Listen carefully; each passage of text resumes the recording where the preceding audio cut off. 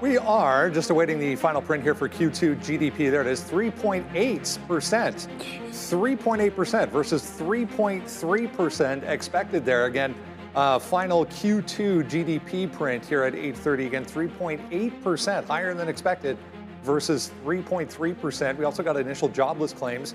Also to the downside there a little bit, 218,000 versus 231,000 expected. Durable goods coming through 2.9% versus positive 2.9% versus a negative 2.8% print that was expected on that. If you take out autos and retail, 0.3% on the August print there for GDP versus, again, 0.3 plus side versus a negative 0.2% expected there. That headline number much higher than expected. Again, 3.8% versus 3.3% expected. Continuing jobless claims from last week, 1.926 million versus 1.92 million.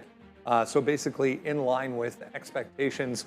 The strength just relentless here in the U.S. economy, just continuing. Yeah, I'm at a loss for words, Brendo, because clearly we don't have that kind of momentum on this side. But yeah, good look. We'll keep an eye on the markets right now. The NQ trying to defend about 24,600. We'll have to see if the bleeding continues. There's a whole lot to talk about today, Brendo. Intel, possible deal with Apple for the foundry business very early on. No confirmation from either company yet. OpenDoor also up nicely here as a new institutional investor taking a stake in Circle. Interesting look, Brendo. We know the blockchain is sort of known for its finality. They're actually trying to institute a possible reversal of, in cases where there's fraud or there's theft or something like that. So interesting look from Circle. Yeah, we haven't really looked at that or talked about it since it came to market. But yeah, I mean, market extending to the downside here a little bit on those numbers here. I think it's a little bit confused as to what to do at this point, but potentially anyways, extending a 3-day slide here for stocks right across the board. A couple other things worth noting. People buying more Birkin stocks, apparently, raising their forecasts. Yep. A number of analysts liking BIRK today. We'll touch on that coming up. Not a lot of volume behind it. This Intel thing is really interesting. I was reading something this morning that caught my attention. I didn't even realize this, but it was as recently as 2023. Yeah.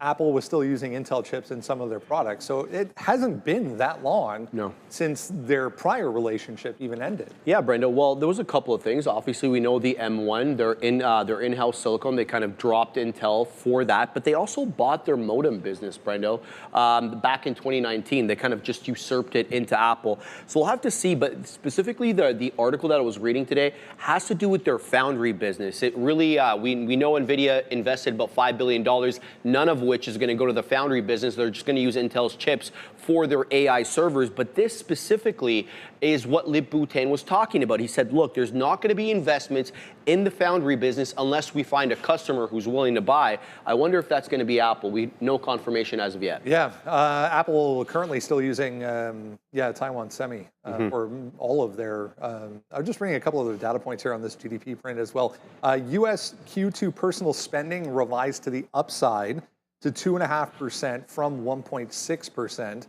That's a quarter-over-quarter number. Wholesale inventories came through there as well, a little bit of a negative print, but overall, yeah, the market kind of confused, it seems, guys. Good morning.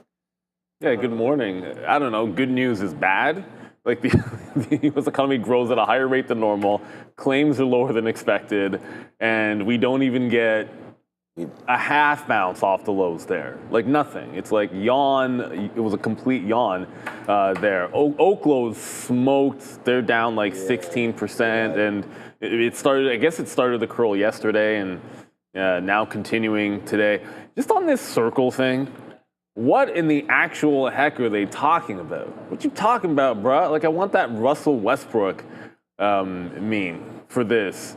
Some reversible transactions, literally going against every single, like the basic principle of blockchain technology. That is an absolute Pandora's box, and I can't believe they're even discussing that.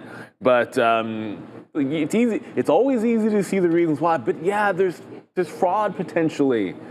And if both parties agree, then you can roll it back. Once you put in the ability to roll back transactions and reverse them on the blockchain, you are literally opening up a can of worms. And it's not just going to get used where everybody agrees. Anyways, I think that's nonsensical. Can of worms? Yeah, lots of cans of worms. Oh, the other thing too is selling Girl Guide cookies. I've already, the two I brought today were spoken for, and I'm only bringing 2 a day in my bag. But if you're interested, they're $6 a pop. But I have beef with Girl Guides. Yeah, because isn't $6 like a big? It is an increase, but that's inflation. It's the fact that they're seasonal now with which cookies they do. So you can only it's the mint. The mint now, and then it's only in like the spring when you get like the chocolate and the vanilla, which I love the most. 4 boxes. 4? I'm not here tomorrow then. Okay, well I'll bring them next week. Yeah, bring them next obviously. week. You have unlimited amounts of cookies. And I have to get another cake. Look, I don't know why. I mean, hopefully this short doesn't surprise anybody. We've been short this market now for 2 straight days. We had the TQs 2 days ago. We had the TQs yesterday. And this is what it looks like. So, I mean, if you're following along, we were short 2 days ago, we were short yesterday, and here is today. So we've been nailing these ideas to short. And we talked about crypto being in trouble. That continues to happen here. The short is right. I mean, if you look at, I mean, again, we could just go back over. We had in just the last couple of days, and we're going to be doing it again here today. You know, here's a TQ short yesterday. You know, you go 2 days ago, we had the exact same thing. There's NVDA short 2 days ago. Marvell was nice long. Hey, what's up, my gorgeous daughter? Here's TQs 2 days ago short. You know, these are all shorts. All these purples are shorts, right? And we had written it down for a while. So we're not surprised by this. I don't think anybody else should be. It is a move down. The market is super frothy. I heard Jim Cramer yesterday talking about Oklo as well, yesterday at 6 o'clock, saying that it was way too frothy and that, you know, a lot of money probably needs to come out of this name, and he nailed that one as well, from 125 down to 104 here today for Oklo. NVIDIA back to where we bought it, so 175 just a couple of days ago. This looks like this is going to break. Micron comes out with great earnings. Who cares? Competition is here in China. Down goes Micron right now here today. I mean, this was a good report, right? You know, so right back into here. Brian and I talked about this on Tuesday, saying that this had a 150 peg to it. So we'll wait to see if that comes in. Everything's just coming in a little bit here. And no surprise, in my opinion. The market did get a little ahead of its skis, I feel like there. And yeah, you'll see Apple still holding out pretty strong as we get that news with Intel. And we'll see if Intel can also hold up here this morning as well. It looks like it's going to. It's only down. Not down, but down. I mean, down in the last 10 minutes, but still holding out nicely there on this deal as President Trump just continues to influence all these companies to invest in them for no reason. Apple doesn't even have any use for Intel chips, so we'll see what that deal is. And yeah, the market is a funny thing here today. The pullback, I think it's fine. You know, Marvell went to $81 yesterday. Obviously, that was a huge move as well. So there's going to be lots of, you know, just pulling back on some of the moves that we've already had. I don't think it's, you know, worth going crazy for or anything like that right now. But I'll be looking to buy some dips, just not yet. I think this could extend 4 to 5% more in the Nasdaq. Especially, well, crypto. Well, the crypto's a different story. That's not going to 4 to 5% would be nothing if we pull back a little bit more than that. But it's not the first SPAC, but like. There's been a lot of talk, too, about the SPAC market opening back up along with IPOs. And you have Kodiak, which is the first. It's the first one that I actually knew the company of that's recent SPAC. And it's like, not instant fail. It was actually down over 20%, but now down 12%. So first day today. I don't remember the name of the like pre-SPAC. I just know it's KDK today, Kodiak. They're like the robotics, so robo-trucks. And if you remember that name from a while back, there was kind of some hype when it was announced that this would be what they would be doing. But yeah, down 11%. Sometimes when you get like a waft of IPOs and now the SPAC's coming back in, you get a little frothy. I don't know how good volume is going to be today, but I'm looking for a fade if this thing tries to go. I have to pay for some locates. So yeah, 0 for 1 on the first SPACs.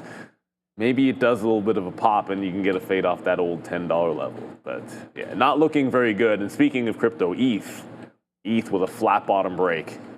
not just a fat flat bottom break, but that 50 period on the daily got lost. So this is, I'm looking at ETHA here, so I'll call it, it's 31, but you know, if you're looking at Ethereum, obviously you've lost the 4,000 level, and specifically what 31 works out to, it's somewhere over 4,000 easily. But this 31 level, as long as you're underneath it, you want to be shorting pops in ETH today. Just a little bit of a breakdown on the technicals of that chart. And it's not like it's the only thing breaking down, but this just lost a big level at 31 on ETHA. To the desk, maybe? I think we're supposed to have Luis today. I hope we can have Luis. Him coming through. Some small because cap, runners and fallers here. It'll be interesting because we have both Open and LAC, which I know Open is going to fall into the bucket, but that LAC, I've got to imagine, would be right up Luis's. We talked about that yesterday, that there was alley. way more room to run on this thing, because if you go by what MP Metals was doing, MP went Materials, it went ham. Even after day 2, day 3, it was still up quite a bit. There goes LAC again, and up another 17, 18%. So those of you that believed in that pop from the government purchase, get it again here now. I'm just focused on going short. I'm just, this is already looking short, so we're just waiting for all of that to come through. Put on some trades here once the market opens up, and like I said, I think 4 or 5% lower here in the Nasdaq is what's going to potentially happen. Q's back to 580. I think here on a daily chart makes a little bit of sense. Back into the 50-period moving average right there. What's up, Andre? Who's that over there?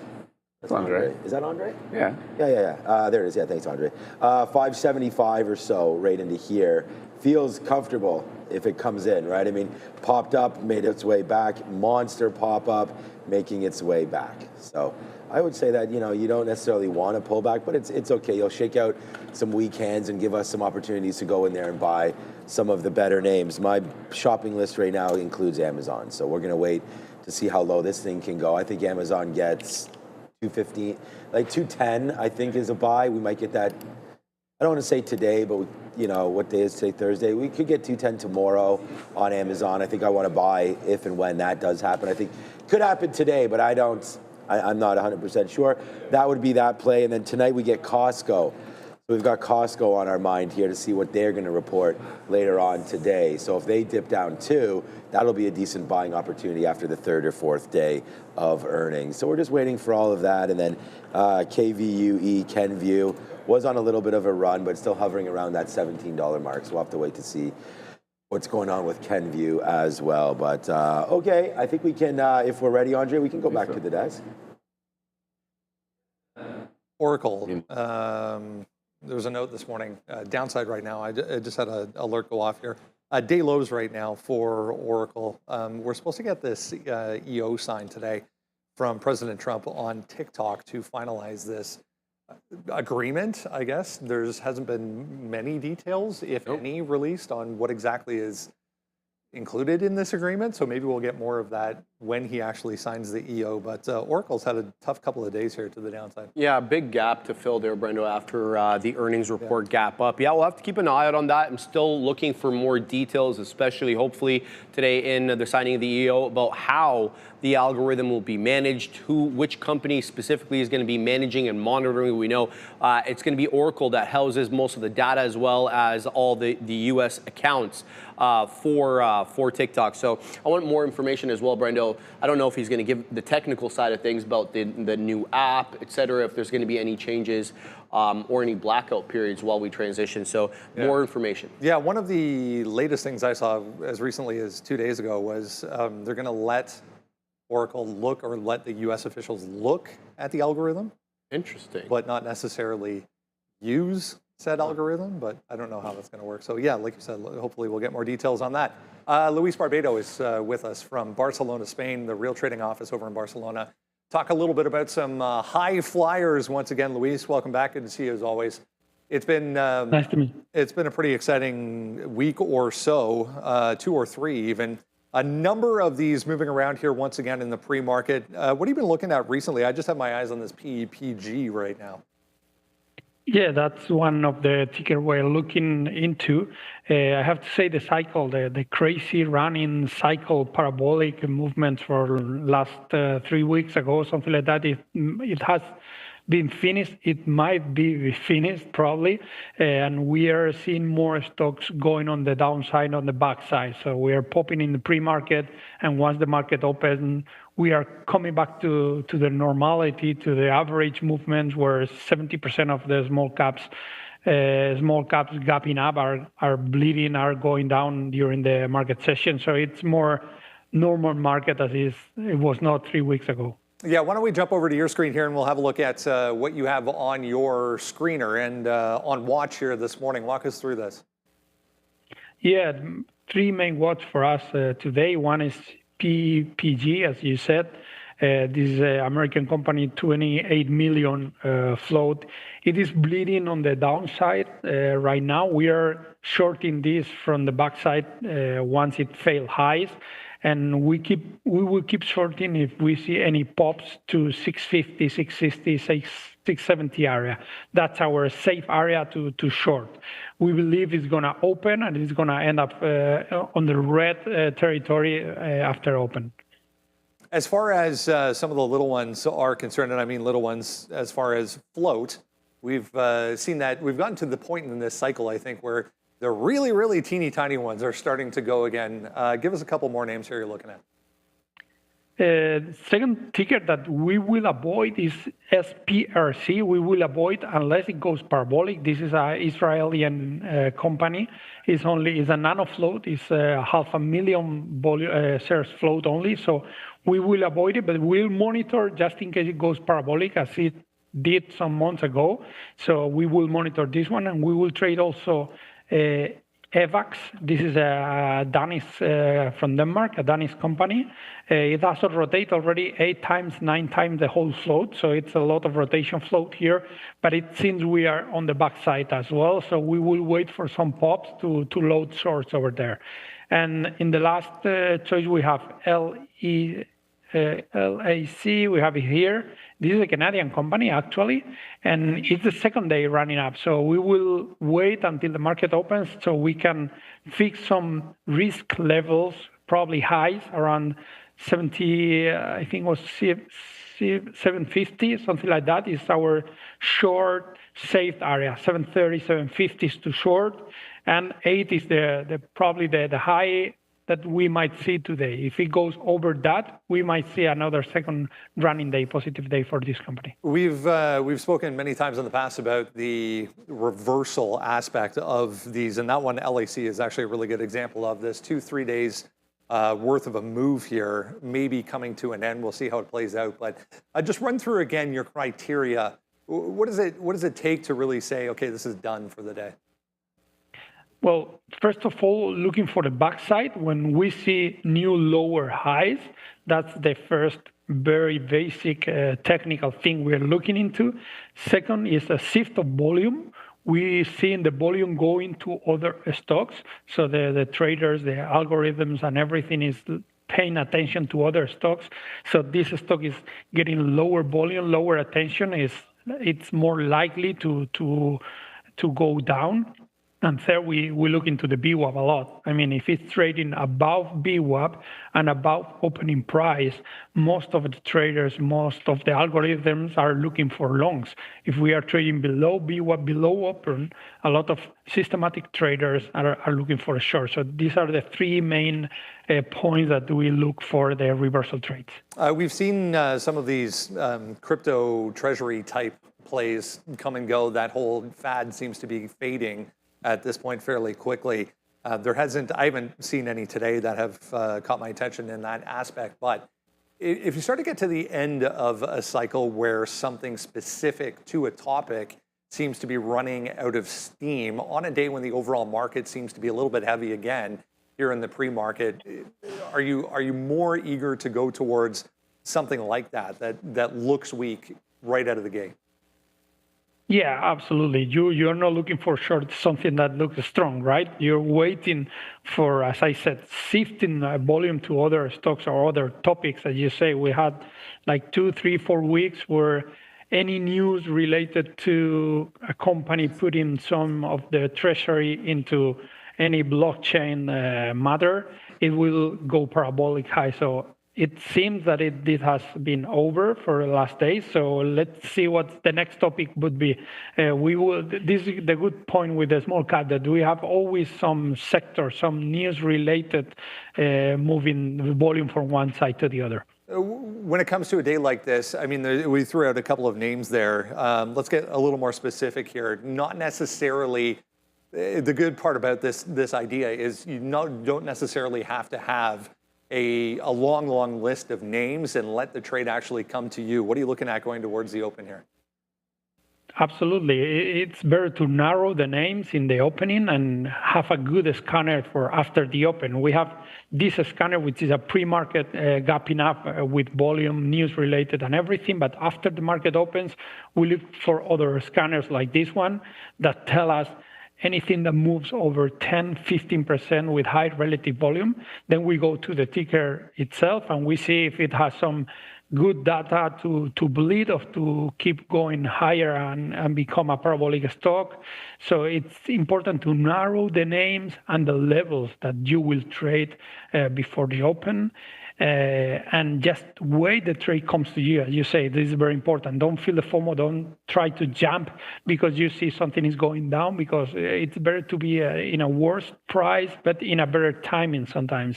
And after the market opens, change your screener, your scanners, and look for new opportunities, probably with another parameter different. The overall trend still well intact here, although we are seeing, as we were saying, almost 3 days in a row here to the downside for stocks in general. Seems to be a little bit more of a negative feeling the past couple of days. Luis Barbato over in Barcelona, Spain. Good to see you as always. Thank you very much, Brendan. Yeah, Luis living the high life over there. I'm sure it's a little nicer, a little wet here weather here in Canada, but I'm sure it's nice. Just moving on 3 o'clock. What is it in the afternoon over there? Whatever. Either way, it's not bright and early in the morning. But there's a really good point he made there. You'd rather be with the trend on these small cappers than trying to snag like the absolute bottom. Well, allow it to make the move and trend up. Like LAC's got to be on watch day. Lithium Americas. When really, they're headquartered in Vancouver, Canada. But the prior high, sure. Do I like prior highs? Absolutely. Yesterday, though, so the easier trade, off the open, there was a break because someone was barcoding at this level. That's not happening today, so that kind of an early breakout, I'm not sure is going to be in play. But once it started trending and holding VWAP, you didn't need to have the first VWAP dip. You could have the second VWAP dip or the third VWAP dip.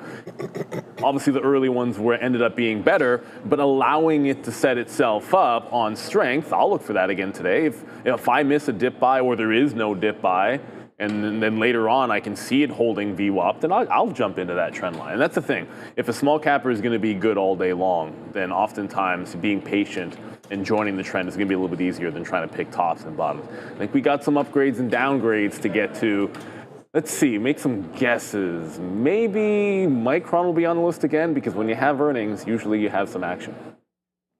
No, Neil. Unfortunately, Micron is not on the list today, but Lithium Americas is, so we'll take that one. All right, guys, let's take a look at what we got going on this morning. On the upgrade side, we have Webull getting that price target raised to $19 by Rosenblatt. It's a pretty good look. And then Chewy as well, too, getting that target raised to $48 by MoffettNathanson. And then GFL, Canadian company, William Blair, no specific target on that one, going from a neutral to buy. Now, Google also getting the nod from MoffettNathanson. $295 is that price target. Needham once again downgrading Lululemon. This thing just keeps getting battered here, guys. Wendy's also getting an additional downgrade as well, too. Price target lowered to $7. And then LAC, Lithium Americas, surprisingly up 20% on the session, but getting a downgrade by TD Cowen, price target $5 on that one. And then Freeport McMoran also getting the downgrade to $45 there. And as for some options activity, guys, let's take a look at what we got going on. Robinhood touched that's incorrect. So the strike price should be 130, not 30 there. And that's going to be this week's expiration cycle. Open interest interest 12,400 contracts, and then volume 16,500 contracts. And that's substantially larger than what you're seeing on that specific expiration cycle, and that can be act as a call wall with those 12,400 contracts. Now, as for MU, Neil, here it is, open interest 14,100 on this week expiration cycle, and then the volume also coming in relatively heavy as well with 38,200 contracts traded on that specific strike price. And then Rigetti, continuous breakout. The stock has been on an absolute monster move, and then you can see the volume in the OI on this specific name at that $28 strike price. Some big time moves there, guys. Now, as for the puts, Apple, you're seeing at that $250 strike price.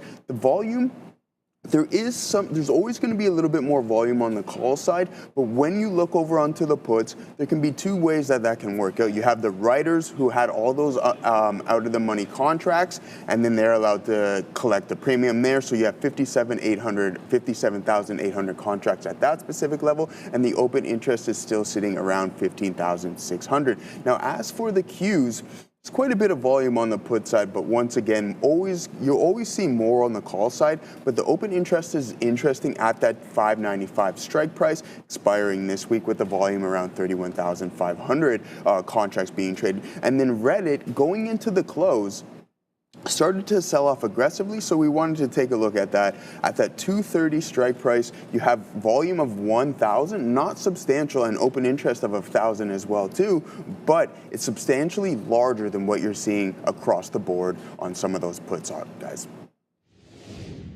Yeah, and I think that Reddit would have been not Reddit, Micron should have been 170, I would assume, the strike, because I think it said 70 there.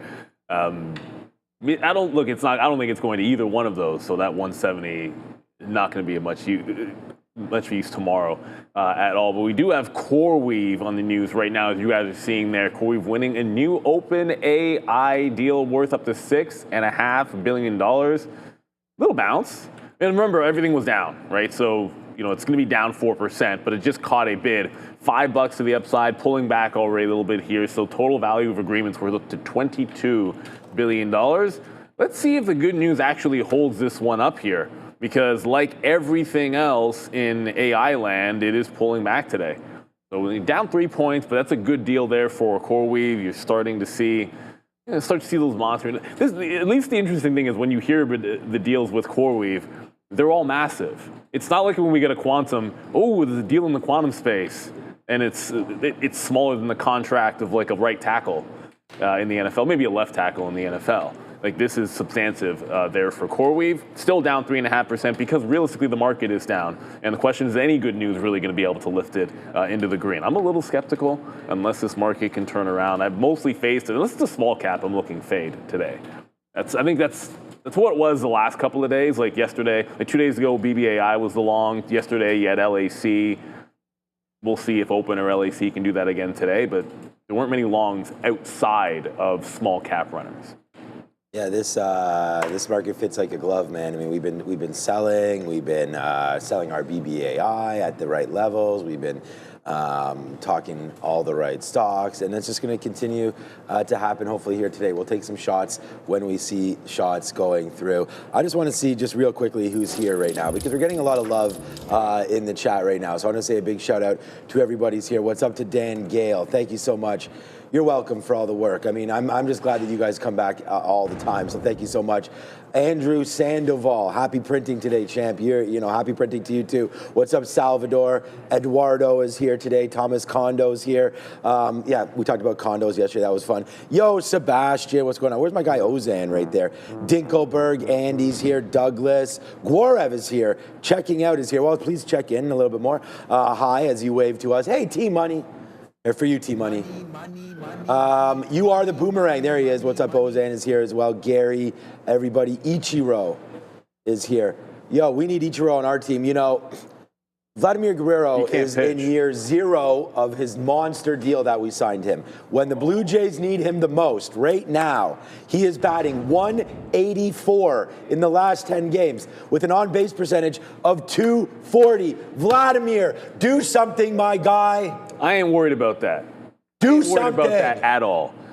Sample size nonsense, in my opinion. Fail. The real fail is having a 40-year-old pitcher with a 5 ERA in the rotation. Step up, Vladimir. When you take Barrios out, well, you got to make decisions based on the better player. Yeah. We have a better pitcher that we put in the bullpen for a guy who's not performing as well. Why? Because that guy's a Hall of Famer, but he's not pitching as good as Barrios. So what you're saying that's, is no, it's that's a. I don't know. Look, I don't know who makes that Right, decision. so- that could be the GM. That could be the coach. Right. So you never really know who's. So what's making happening that, to the who's Blue making Jays that right call. now is we have management fail, GM Yeah. fail, Somebody. and our best player failing. Somebody. Vladimir Guerrero. I got your back, Vladdy. Small Do sample something. size. You're hitting the ball hard, brother. It's all Do good. something. You're hitting the ball hard, brother. He's hitting the ball at a 184 clip. Batting average. Last 10 it's games. A trash stat. When pressure It's a happens, trash you stat. got to step up. It's a trash It's like stat. trading. It's a trash stat.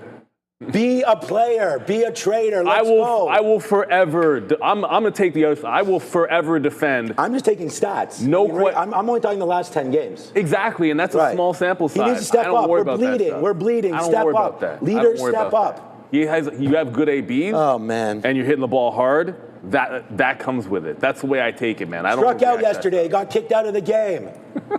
Come on, Vladimir. Let's go. It's called passion. Back to the desk.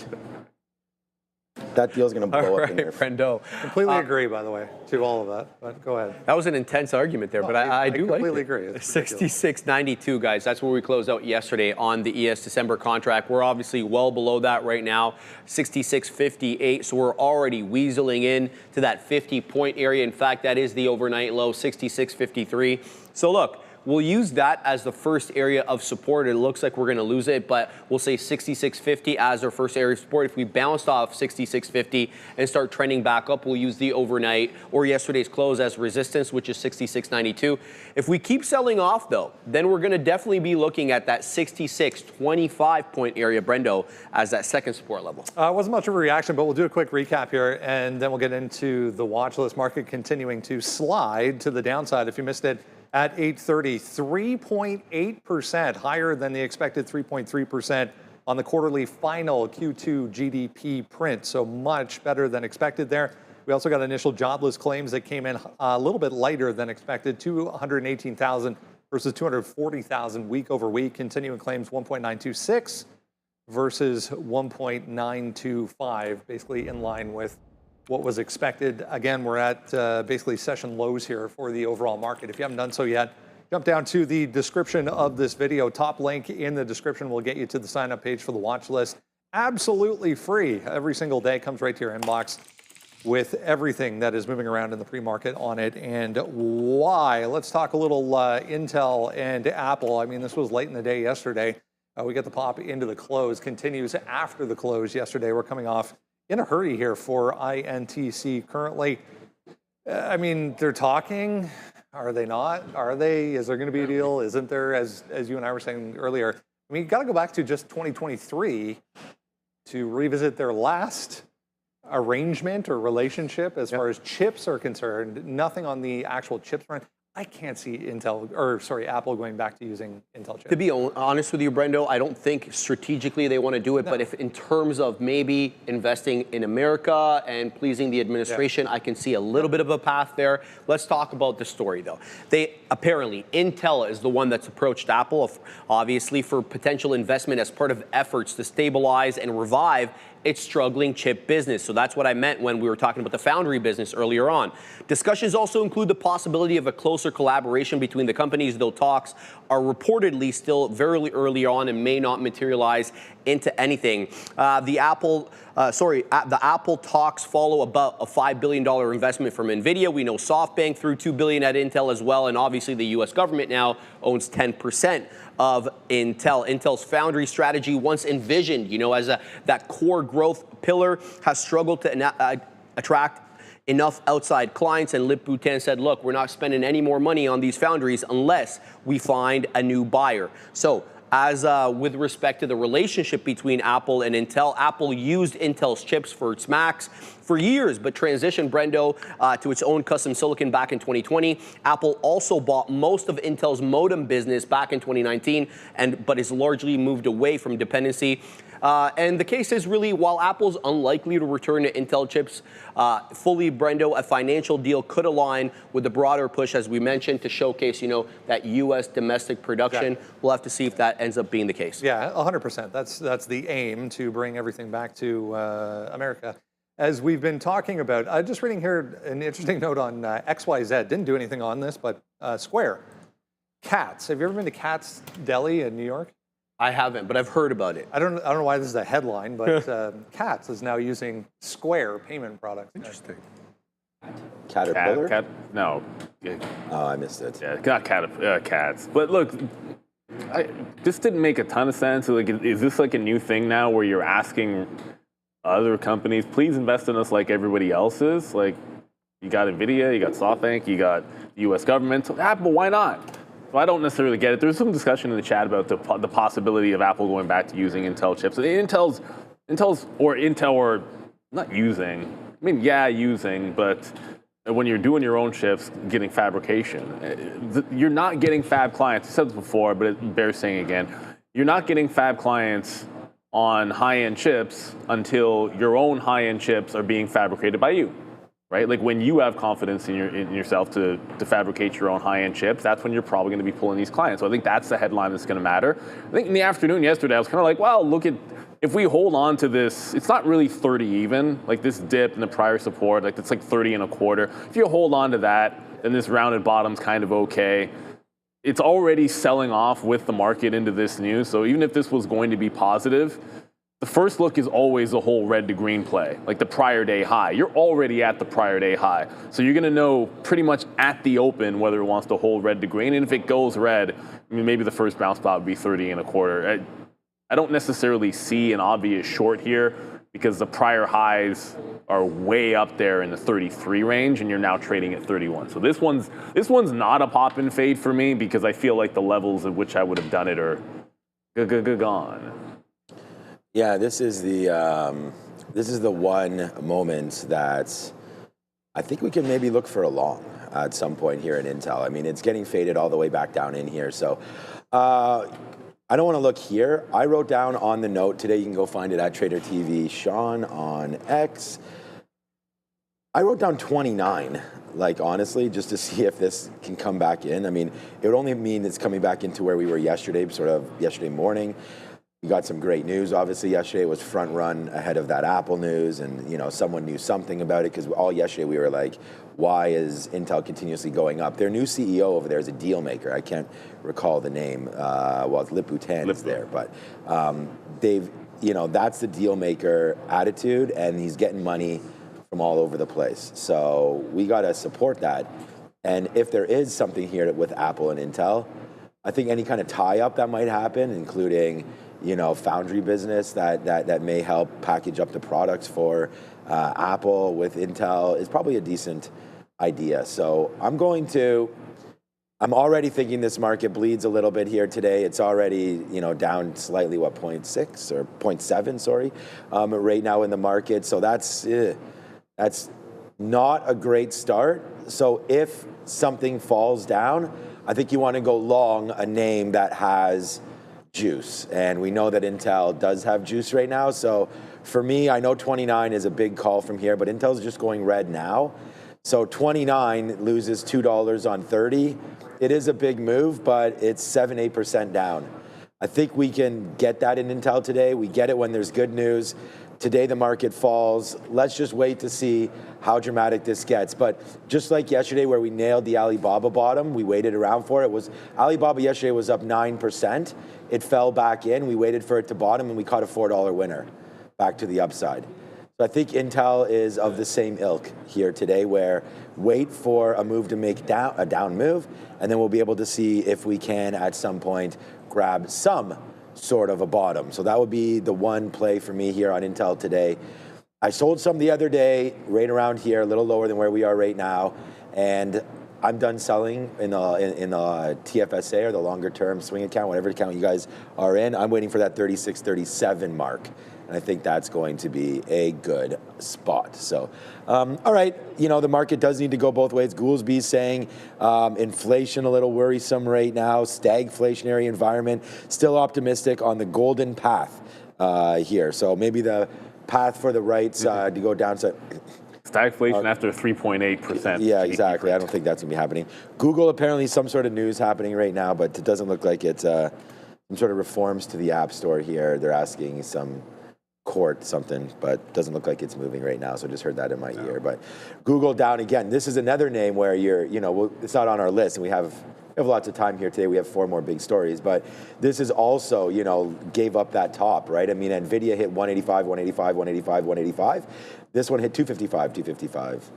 255, and then fall back in here again. So I think Google does have a home back in this 215 to 220 area. I am not ready to buy dips yet, pretty much in any name. We did that in NVIDIA the other day, and that's it for me. So I'm going to wait for this Nasdaq to come back in. Look, I hope I'm right to some extent so that we can pick up some good value, but at the same time, I don't want this thing to fall down completely on its face. The dollar is also going back up to the upside right now, with crypto just cracked again, man. Bitcoin's at 11, just broke 111 right down here, went down to 110 change. So down goes IBIT, down goes Ethereum. And this is what happens, right? You're probably going to find out that Tom Lee sold everything 2 weeks ago, but there it is, nice downside play there, now down 2.5%. I hope that's not the case, because I do think Ethereum has opportunities to get back up because it's at a key level. Hopefully, crypto is not on the board, but maybe it will be talked about. VIX is a triple top right now.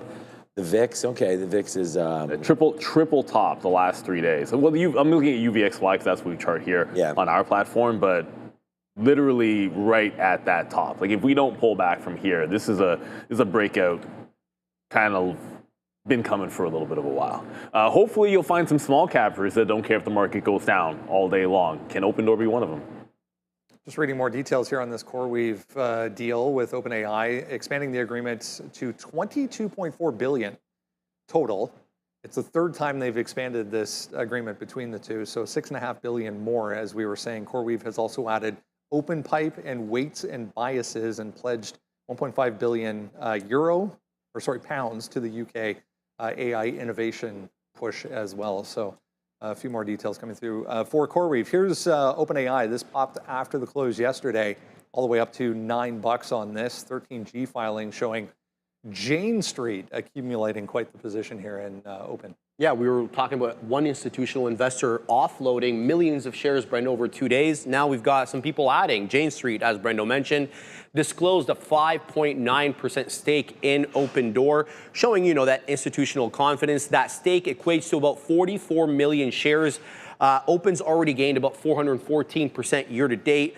The rally also was, lately was helped as well by the August new home sales, which hit about 800,000. That's up 20.5% year over year, as well as the median price climbing, Brendo, to about $413,000, boosting the margins for iBuyers, people buying homes off e-commerce sites. So we'll have to see how this all works out. This, I believe, makes Jane Street the 3rd largest shareholder after the new CEO, as well as Vanguard, #1 for them. If you go back 2 days ago, 7 was the actual low, so we're still well off that, the recent pivot. Anyways, guys, anything here for Open today? Well, the volume's going to be there, no doubt, and there's going to be a level 2 for me dedicated to it at least. Like yesterday, there was resistance at like 8 to like these highs. I drew this line, and it did not save. If you kind of go all the way into the 22nd there, and that was the bottom, and then the next day was immediate resistance, and we had resistance right at about 820 as well. And it's been this little range in here, 8 to 820. When it's resistance, it shows you lower highs as well, but when it flipped into support. So this is the range, and we're going to know right away at the open. Like you dip into the 8 to 820 range. If it comes out on the north side at the open, I take the long, and if it breaks out, I jump out. If it never holds on, if it just goes right into that range and just slams through, then man, you could see $7 on this thing today. But the first look, as I said, I think that you're going to look for small cappers maybe to give you some kind of a bid on a day where the market is weak. So this is the one. Well, LAC, this and LAC are the ones. We'll talk about LAC in just a little bit here. But yeah, the 8 to 820 range, looking for it to go into the range, come out on the north side, needs to hold this, or I'm not interested in the long. You know? So at the open, I think we'll know pretty quick whether it's holding that $8. Yeah, I still think this bottom of 7 is what you want to wait out for here again today. I mean, we've seen OpenDoor move multiple dollars pretty much every single day. So like all of these candles are not small. They're quite aggressive moves, right? I mean, yesterday we went 7 to 9. You know, the day before that we went the other way. We went 8 to 7. So today, although it's not negative news, it's actually good news, and the fact that it's up with a negative market lets me believe that maybe this move is already happening and it's time to get back to $9. So I just thought that 9 right here in the morning down to 8 with a positive look so far today. I think that that's exactly right. That level of $8 needs to hold, and if it doesn't, then I think it's 7. I'm not going to look at it early, but I do think that break of 8 is something that's interesting. But you know, you're looking at a 5-minute chart, it's not that interesting because a break of 8 just goes down to 760 there. So I think you're trying to play like the sort of the extremes, which I don't know if we get back to 9, you know, and if we do, I think that's worth a short, you know, into about 920, 925 or so up here, just to see if it wants to get going again. So yeah, I you know, again, I like the stock. The other one was Better Home, BETR. So just to give a better idea there, I want to go short if it's at 9, and I don't want the long until about 7, 7.25 on OpenDoor. So we'll just wait. This was a name that got busted up there on Eric Jackson. Again, another call on the home business. And I like what you were saying, the iBuyers. Like, I do believe that there is going to be a resurgence in the housing market, right? Especially if we do get these rates down. There's only what is like a 7-month inventory or something on homes, so it's not completely huge at all.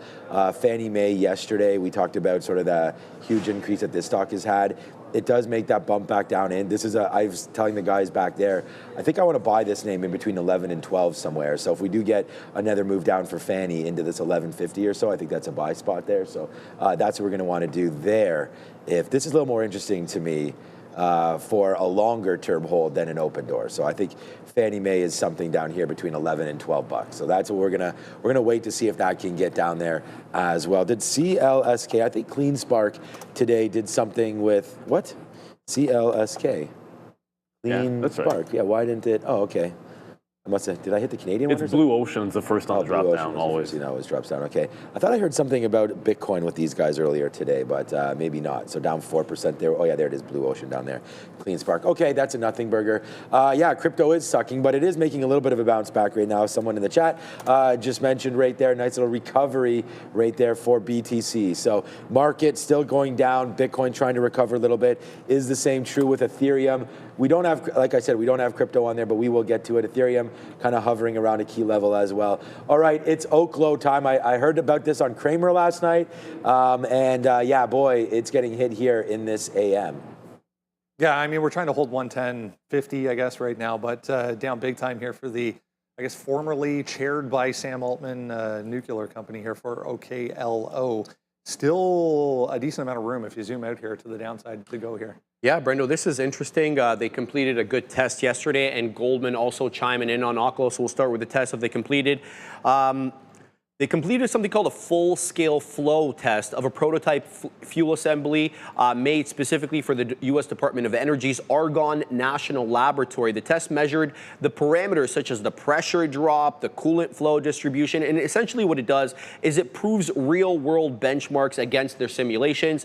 The testing marks a step, obviously, towards commercialization of the small modular reactors, SMRs, validating the designs and the durability. Separately, Goldman initiated coverage with a neutral rating, Brendo, but $117 price target. The analyst there cites Oklo's Aurora Powerhouse, which is a sodium-cooled fast fission SMR small modular reactor, as kind of key to the project, with commercialization for such expected in late 27, early 28. They also have an own and operate model, Brendo. That's kind of their move, which offers, according to the analyst here, greater control and recurring revenue potential. Yeah, this is what I was pointing toward the initial breakout here on the daily chart back at 85. So, I mean, we're at 110, but down significantly, guys. And unfortunately, I don't think this one's going to be about the fundamentals for a while.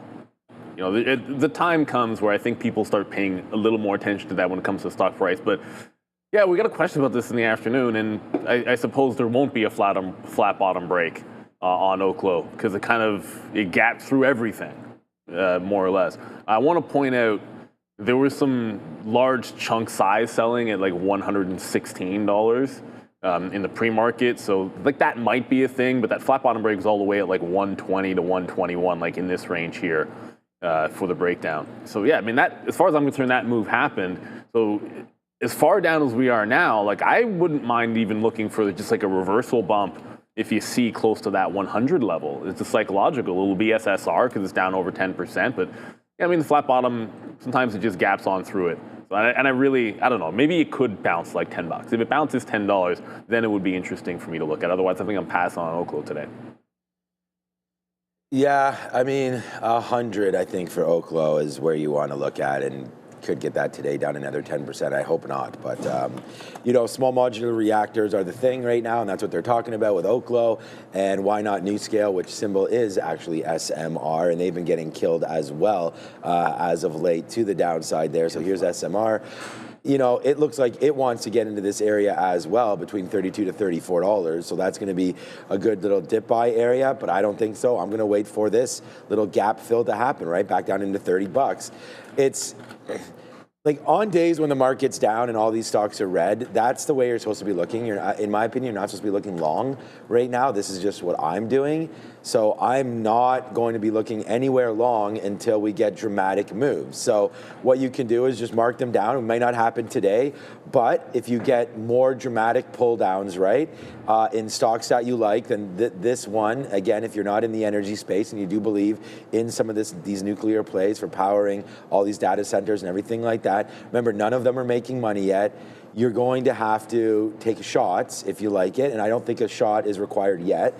And I think that you got it between this $28 and $30 mark right here. So I think this is a good spot for SMR. And even looking today, I still think, you know, the trend is your friend on the way down. We're always going to look at the 200 period moving average, so that's 38.50. That's close. That could happen as well. So if that comes into play, let's see if we can hang around, and then we'll smack it back down to the downside and see if that's what it wants to do. But right now the futures are going up, and we've got a better than expected GDP print. So the market could be okay here, just really right now feeling a little bit of ways. It's all Nasdaq, right? I mean, the ES is down half, Nasdaq's down 0.7, well, was down 0.75% to 0.5%. So it's a little more aggressive in some of these names, and it's the big guys that are getting sold off, right? The richest company in the world here, NVDA by market cap, is leading the way, and that's going to push down, you know, the Nasdaq more heavily than its weighting is in the S&P 500, right? And so there's some big boys pulling this thing down. A lot of sectors are still okay. We had a nice move up there in energy, and then even yesterday, or even today, right now, gold, when I was looking before, was actually up. So there are some strength. Come on, charts. All right, 0.32 once it finally loads. So gold still hovering near highs as well. So if we do think that there's going to be some, you know, dollar problems, the VIX ripping out, dollars going higher. So maybe you might want to look to see a play in gold today if that starts going in plays like Barrick Gold or Newmont Mining or things like that. Could be in for that. And FCX yesterday, by the way, copper is at highs, and FCX had an accident in one of their mines yesterday. So they went whoop there to the downside. This was another play that we did not have a chance to look at yesterday. But if you are looking to diversify, I don't know if we'll have Raheem next week, I guess, but this play for copper is something as well. So talk about new homes, talk about, you know, global economy. If you believe in it, copper is something that could definitely work, and we've seen a huge move since that bottom. And it's not a tech name, this is to diversify, because you're not going to get like the 10% moves a day or anything like that unless you have some sort of an accident, which unfortunately they had yesterday. So yeah, Sebastian, I don't know. I don't want to invest in FCX. I was just bringing it up because there's a lot of people that are looking to get some metal exposure, and that one just had a huge move down yesterday based on something that's not fundamentally about their business. It's just something that they're going to have to get back with that. So, okay, LAC, the Clippers are probably in trouble again.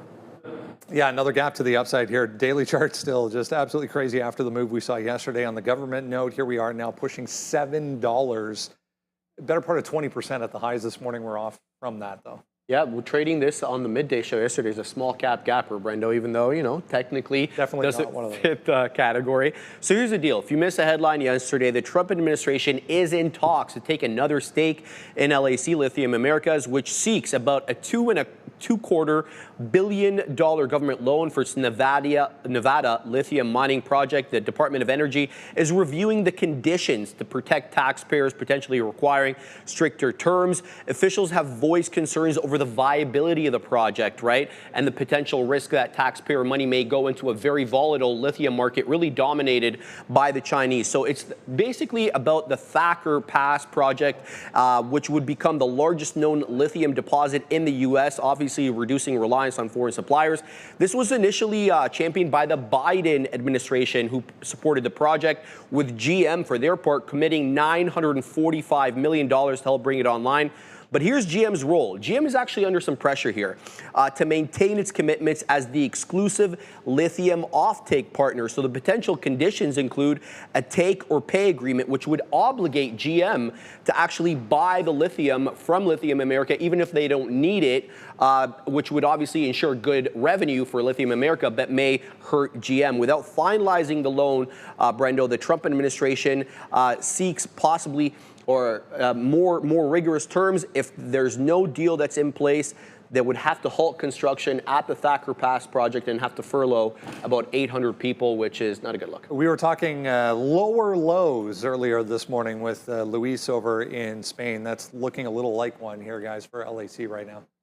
Yeah, for now, look, it's a bullish story, no question about it. You now have a 1.1 million buy-in balance on LAC as well, 900,000 buy-in balance on Intel, 750 sell on BBAI, 600,000 sell on QS, 470,000 sell on Oklo, Oracle in there for 300,000 to the sell side. So just because it has a buy-in balance doesn't mean it's going to go up. But overall, if we don't get a shot, like this gave VWAP like 3 separate times, and 2 of them were about like 10% bounce plays on LAC yesterday. So obviously, well, I mean, to me, like if it does the play of regaining the volume weighted average price and breaking out 740, then buying dips, if it breaks this level, then buying dips into 7 is going to be a thing. Until that happens, the prior day high range in this $6, the close is literally 601. So like your prior day high is about 620, and then the 601 level, that's the spot that I'd look for a bit of a curl. I'd much prefer this break it out, like in the open yesterday, where you take the break and then you're just buying the dip off VWAP. But if that doesn't happen, got to wait for that 6 to 620 level. All right, so I think that, lithium is going to obviously be a key part of the story here as we move forward. We just heard, 4 spies from GM, and it's been hit so badly, this LAC, right? So I think there is a lot of room to go to the upside, especially if you do get, the government, the contracts, let's get that lithium out of the ground. And honestly, like, it's going to work. I feel like the market wants this name. We saw MP Metals go to the upside, continue going up after the recent announcement of the U.S. buying a piece into MP Metals. And oh no, is my chart going to crash? Load. So there we go. There's the extension there, and then there's the forward pull, even higher than where we've got. So, this, since that deal has really respected the 50-period moving average. So LAC's 50-period moving average on the daily is going to be way off now, obviously, because of what we're doing. So let's let this thing settle down just a little bit. But yeah, I think it has enough juice to get back to $7 today and then take out VWAP. And when you clear VWAP, then it's a long back up to the high side. So I think we just got to get above the 705 area and then go long on LAC. So that's a play that I'll be looking at here today. The short flow doesn't really matter on it because I think this name works. 630 bottom, I think that's fine as well. Right into there, yesterday's close, $6. So yeah, I like the long. Let's take the long break above that 720 area that's in right here. So I think that's going to be a good little look there for the long, back up to $8 today. So I think LAC somewhere to look, especially if this market continues to bleed. There has to be some longs. LAC right now still strong, up 10%. Exactly. All right, Micron, we'll wrap things up here with MU 2 days in a row, actually, if you zoom out a little bit. I mean, the aftermarket, 3 days in a row potentially here. We're back to lows currently here for Micron. I mean, there's a few analyst notes that are kind of cautionary this morning, pointing back to what we learned yesterday, but a lot of selling yesterday. Yeah, a lot of selling, Breno. There was a decent earnings report, but we did end up closing the day red. There's a possible competitor coming out of China. Let's talk about this. YMTC, which is China's top flash memory chip maker, is actually planning to expand into DRAM manufacturing. It's a strategic shift for Beijing. Obviously, they want to accelerate their efforts to achieve semiconductor sufficiency, but this all really started when Washington, back in December, put export controls on high bandwidth memory to China, which is a key component, obviously, for AI chipsets, with the Chinese tech giants like Huawei and ByteDance vying for their own DRAM. The shortages of HBM, high bandwidth memory, have become urgent for Beijing, so they're actually trying to develop their own here. They're going to compete with Micron, SK Hynix, and Samsung, Brendo, who dominate the high bandwidth memory business. Just seeing a repost, I guess, or it's being regurgitated here for anyone looking at this. CIFR, Cipher was that Google tie-up this morning. Just made a day low here, but the story itself being circulated again, this was out much earlier. We got the Thursday countdown for the opening bell. Looking for some top and fades on Palantir and Tesla as well. But Beta Pro bringing you the opening bell. Get 3x leverage to them. Check them out. I want to thank them for the sponsorship. But Palantir, and like everything else, kind of pop into the upside right away. Like first look. Almost immediately is just absolutely jamming here. So this is coming right into 178. Big move up there for PLTR. Tesla, I wanted to get to Tesla very quickly as well. I'm offering 440. I mean, 440 has been a thing on the stock. 430 to 440 every single day, right? So today, well, it's already at 431 and breaking down. I'm not going to cancel. It's the open. Like you could run the bottom and still get up to the top. So I'm not going to cancel the order to look for the short. And Lithium Americas is something we're looking at right off the bell, as it is trying to hold right away at that low. See if we can get back through 7 and hold that VWAP. I mean, small caps could be the jam for the long today with the market looking weak.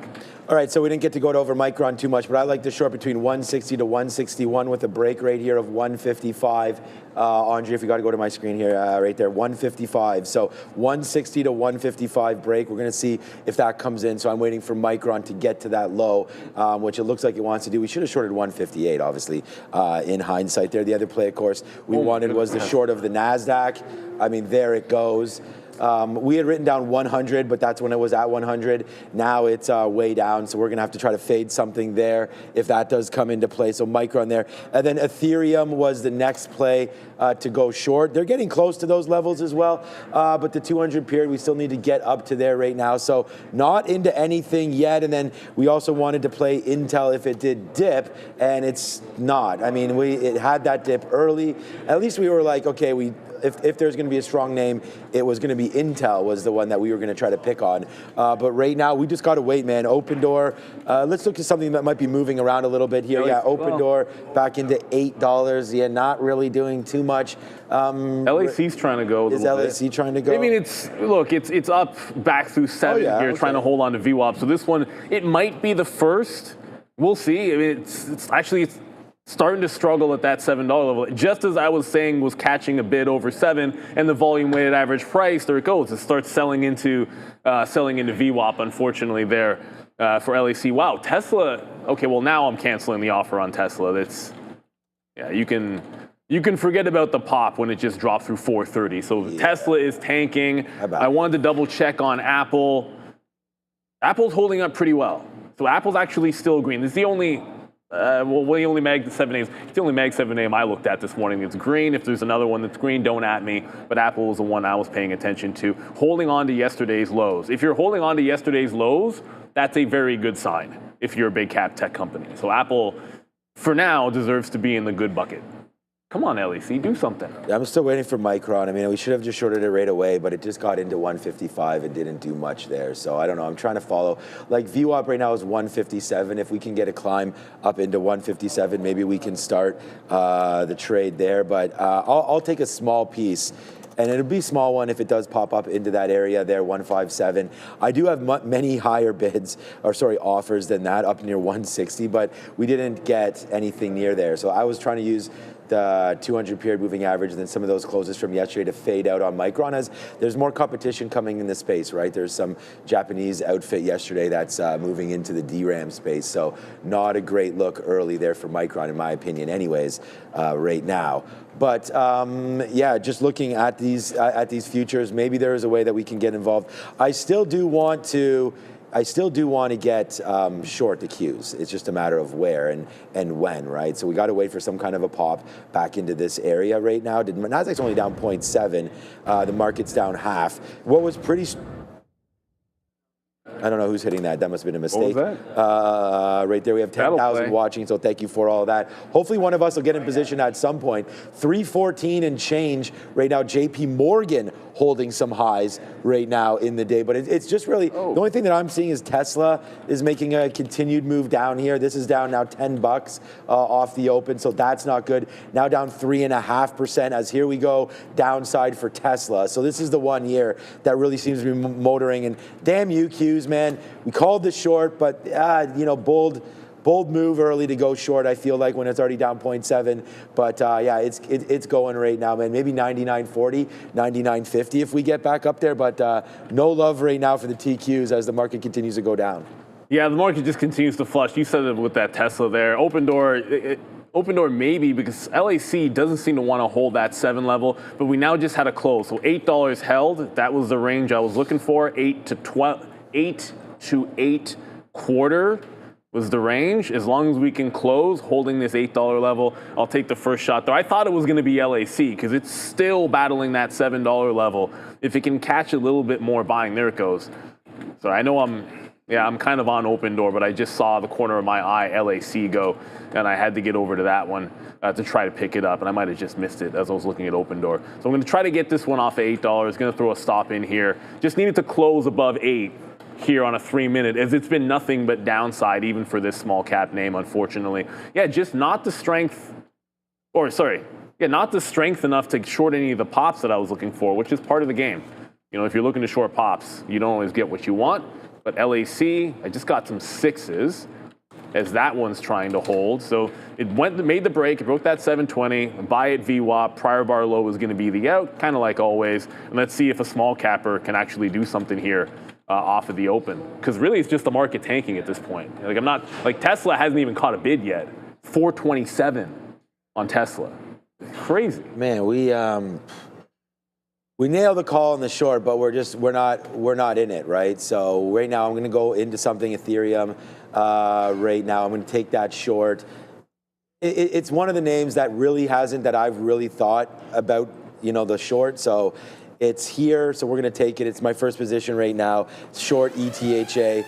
Following our rules now, right? I mean, this was a name that we wanted to get short, so now we're in it. Let's see how far we can go. That bottom right here has been 29.95. So if we can get, you know, 10% out or so for that, I think that would be, you know, worth doing. So we'll put about 10% down there and then see if it wants to continue to fade. We're just short at $30.13. So, you know, so far so good. You know, a quick little dime right now. Hopefully that can move around just a little bit. Let's check out. I just keep looking up to see if there's anything moving around, right? So Intel back up to 32. Great move there. Don't really understand that kind of a play, so we'll hold off to see what Intel wants to do for now. Micron, 156, not doing what I was hoping. I thought it would move around a little bit more than this. We still are waiting for that short. Also a 155 break. I don't mind there on Micron if that can come into play. You know, the reason why the 155 is, if you just sort of zoom back out right into here, this bottom right there is 155. So we'll see if we can break through there right now. This is also not a bad level, 157, which is where we're sitting now in case we get a pop. So that's okay. Yeah, Intel was the only one so far, unless Palantir. I saw Palantir. No, Palantir went up. It almost got to 178. Well, yeah, it almost got to 178 up there. That's a little frustrating. That did not get into some of that supply from yesterday. But yeah, maybe Palantir gets up there for a fade. I only said Intel went up with a question mark on it because I thought if that got to 33, that would be a little bit much off the open. But this is the only thing that's getting bought up right now. LAC, I mean, I'm long at 6. It's at 6. 706. It's just, it is just barcoding the $7 level right now. So I'm kind of looking at some other things that might be at the levels that we might like, and it could just be Palantir short, I think, potentially. Well, Palantir's really losing VWAP now, so I don't think we'll get another shot at 77 to 78. Might have to look at either volume weighted average price. If we lose that, try to get another fade here on PLTR. At some point. And let us know in the chat if you're putting symbols in, because I've seen a few out there. Reminder, everyone out there, we have record viewers, almost seems like on a daily basis, weekly. Put the $sign in. So if you're doing it, go $, let's say IBM. I saw someone put IBM, so we're just going to put IBM. $sign IBM, $sign spot, $sign whatever it might be, and then we'll have an idea of what it is that everyone's interested in that might be moving, or maybe you just have, maybe you got a position, who knows. But $sign, and then we can see, right now Oracle looks like it's leading the board. And Oklo, of course. All right, we just got, we took some out here at $30 here on Ethereum, $30.01.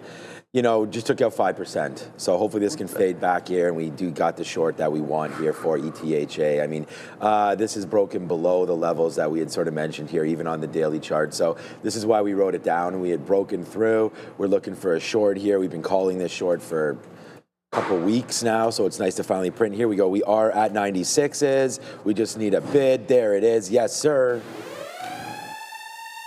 We're starting it again, man. Those of you that have been watching for a couple weeks now know what we're trying to do here. So Neil's got the long LAC right now, and you can just check at the bottom. I've got the short on Ethereum. So just two positions right now, one long, one short. Let's see if it wants to work out. I am still waiting for Micron to do something. This might not be the trade that I was hoping for, because it's just not moving off this 156. I'd sort of hope for a little bit more excitement into this play. I'm going to try to go a little bit short at 156.50, then up to 157. The ultimate break, though, for me would be like, I guess, this 158 area. If we break above there, then we can get out. But for right now, man, there it is. It's Ethereum with the banger for 20 cents. We'll see if it can get even a little lower than that, obviously. But so far, so good over here.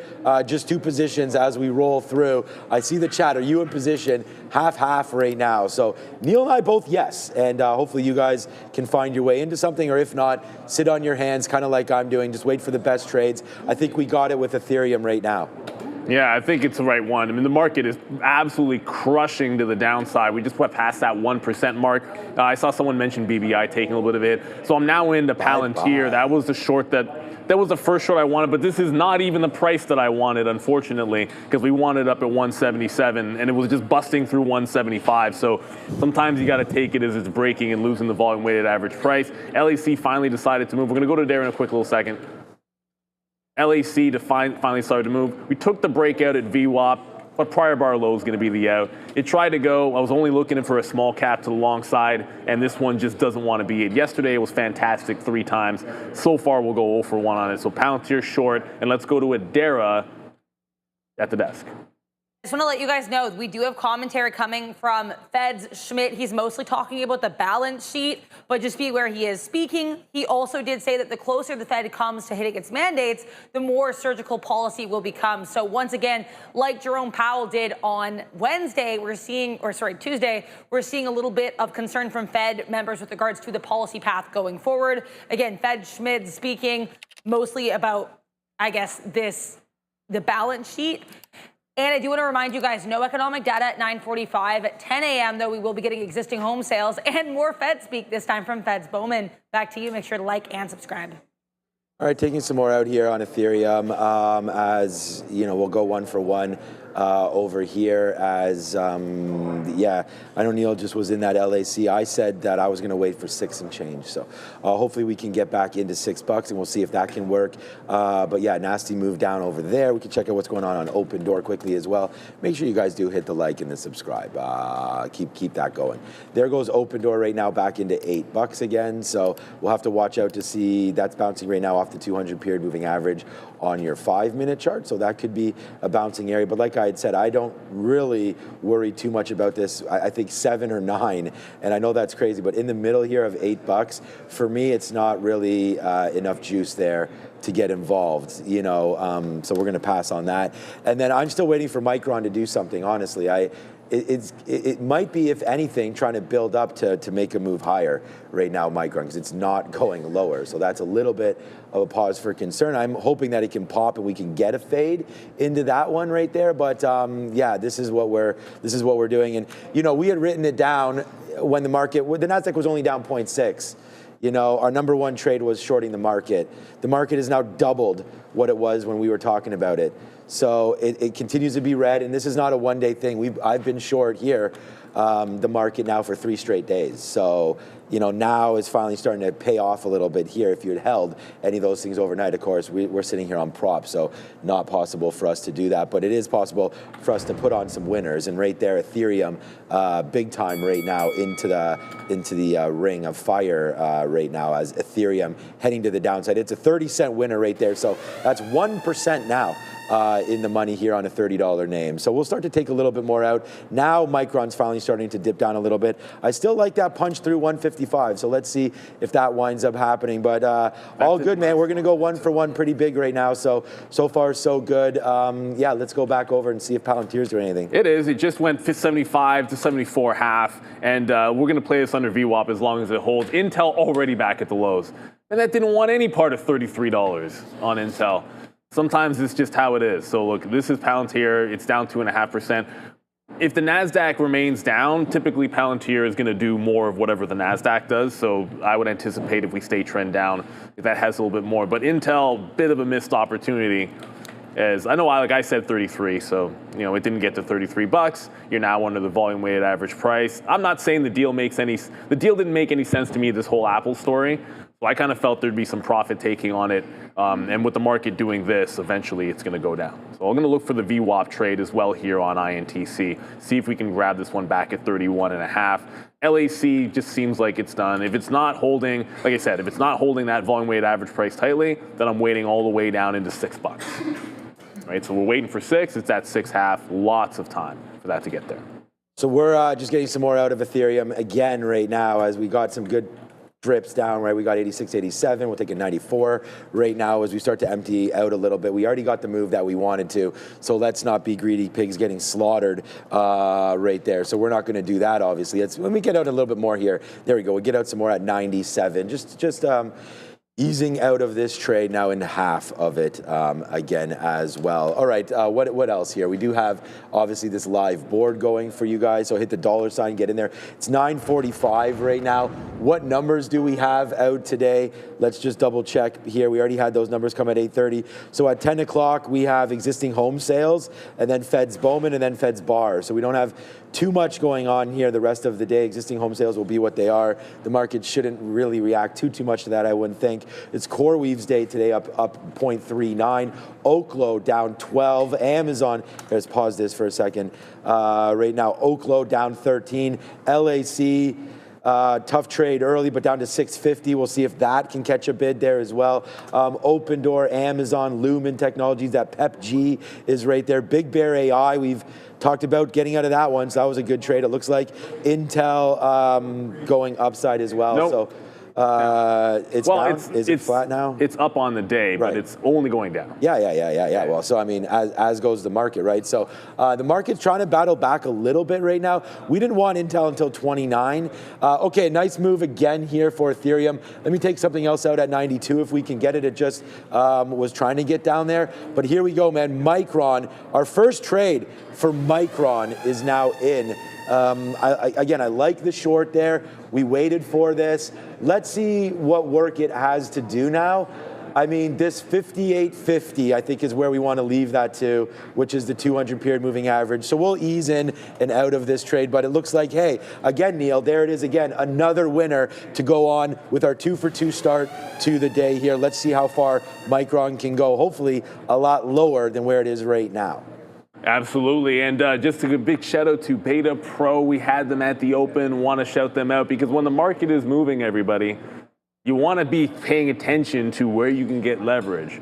And if you're a Canadian trader, then you've got 6 triple leveraged ETFs, 3 times bull, 3x bear exposure TSX 60 and S&P 60. Semiconductors, you got US Treasuries, and even better, everybody, they got a special fee rebate. So management fees are dropping to just 65 basis points until the end of this year, December 31st. And on top of that, you got currency hedging, so you neutralize USD exposure. These times that actually matters a lot, providing performance that's going to more accurately reflect the underlying equity indices. So if you're a tactical, sophisticated trader, check out betapro.ca/3xdaily to learn more. Scan the QR code you see in front of you. It's another way to be able to do that, everybody. So shout out to BetaPro there. We got so we're short underneath VWAP on Palantir, but now we actually reloaded it up top here at that 77 level. It might run the top. This is the level we liked before. This one's trying to go. There it just ran it. So early short was good, but we just shorted it back in that 77 level, and we'll take the L on PLTR. Unfortunately, I still want LAC, but it doesn't want to get down to 6. We risked the first trade, we risked 10 to 15 penny range on, and I'm looking for a similar thing down here at the $6 level. It happens to be holding the prior low, the prior high very well.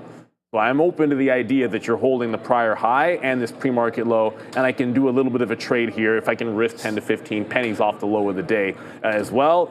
This and OpenDoor, couple of relatively, I mean, there's small cap name. Well, okay, fine. OpenDoor is not a small capper.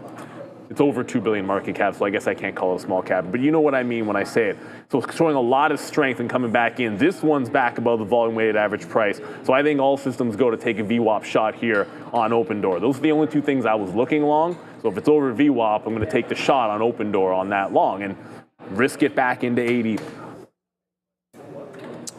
All right, we're building a position in Micron, so hopefully that will work out for us. I don't know. We waited for it to pop up. We're short here at 80s. So, thank you, Mr. Bucking. Thanks, Randy. That is, appreciate it. Appreciate it. Very, very nice. Any update on Studio 8 that you'd like to give to us?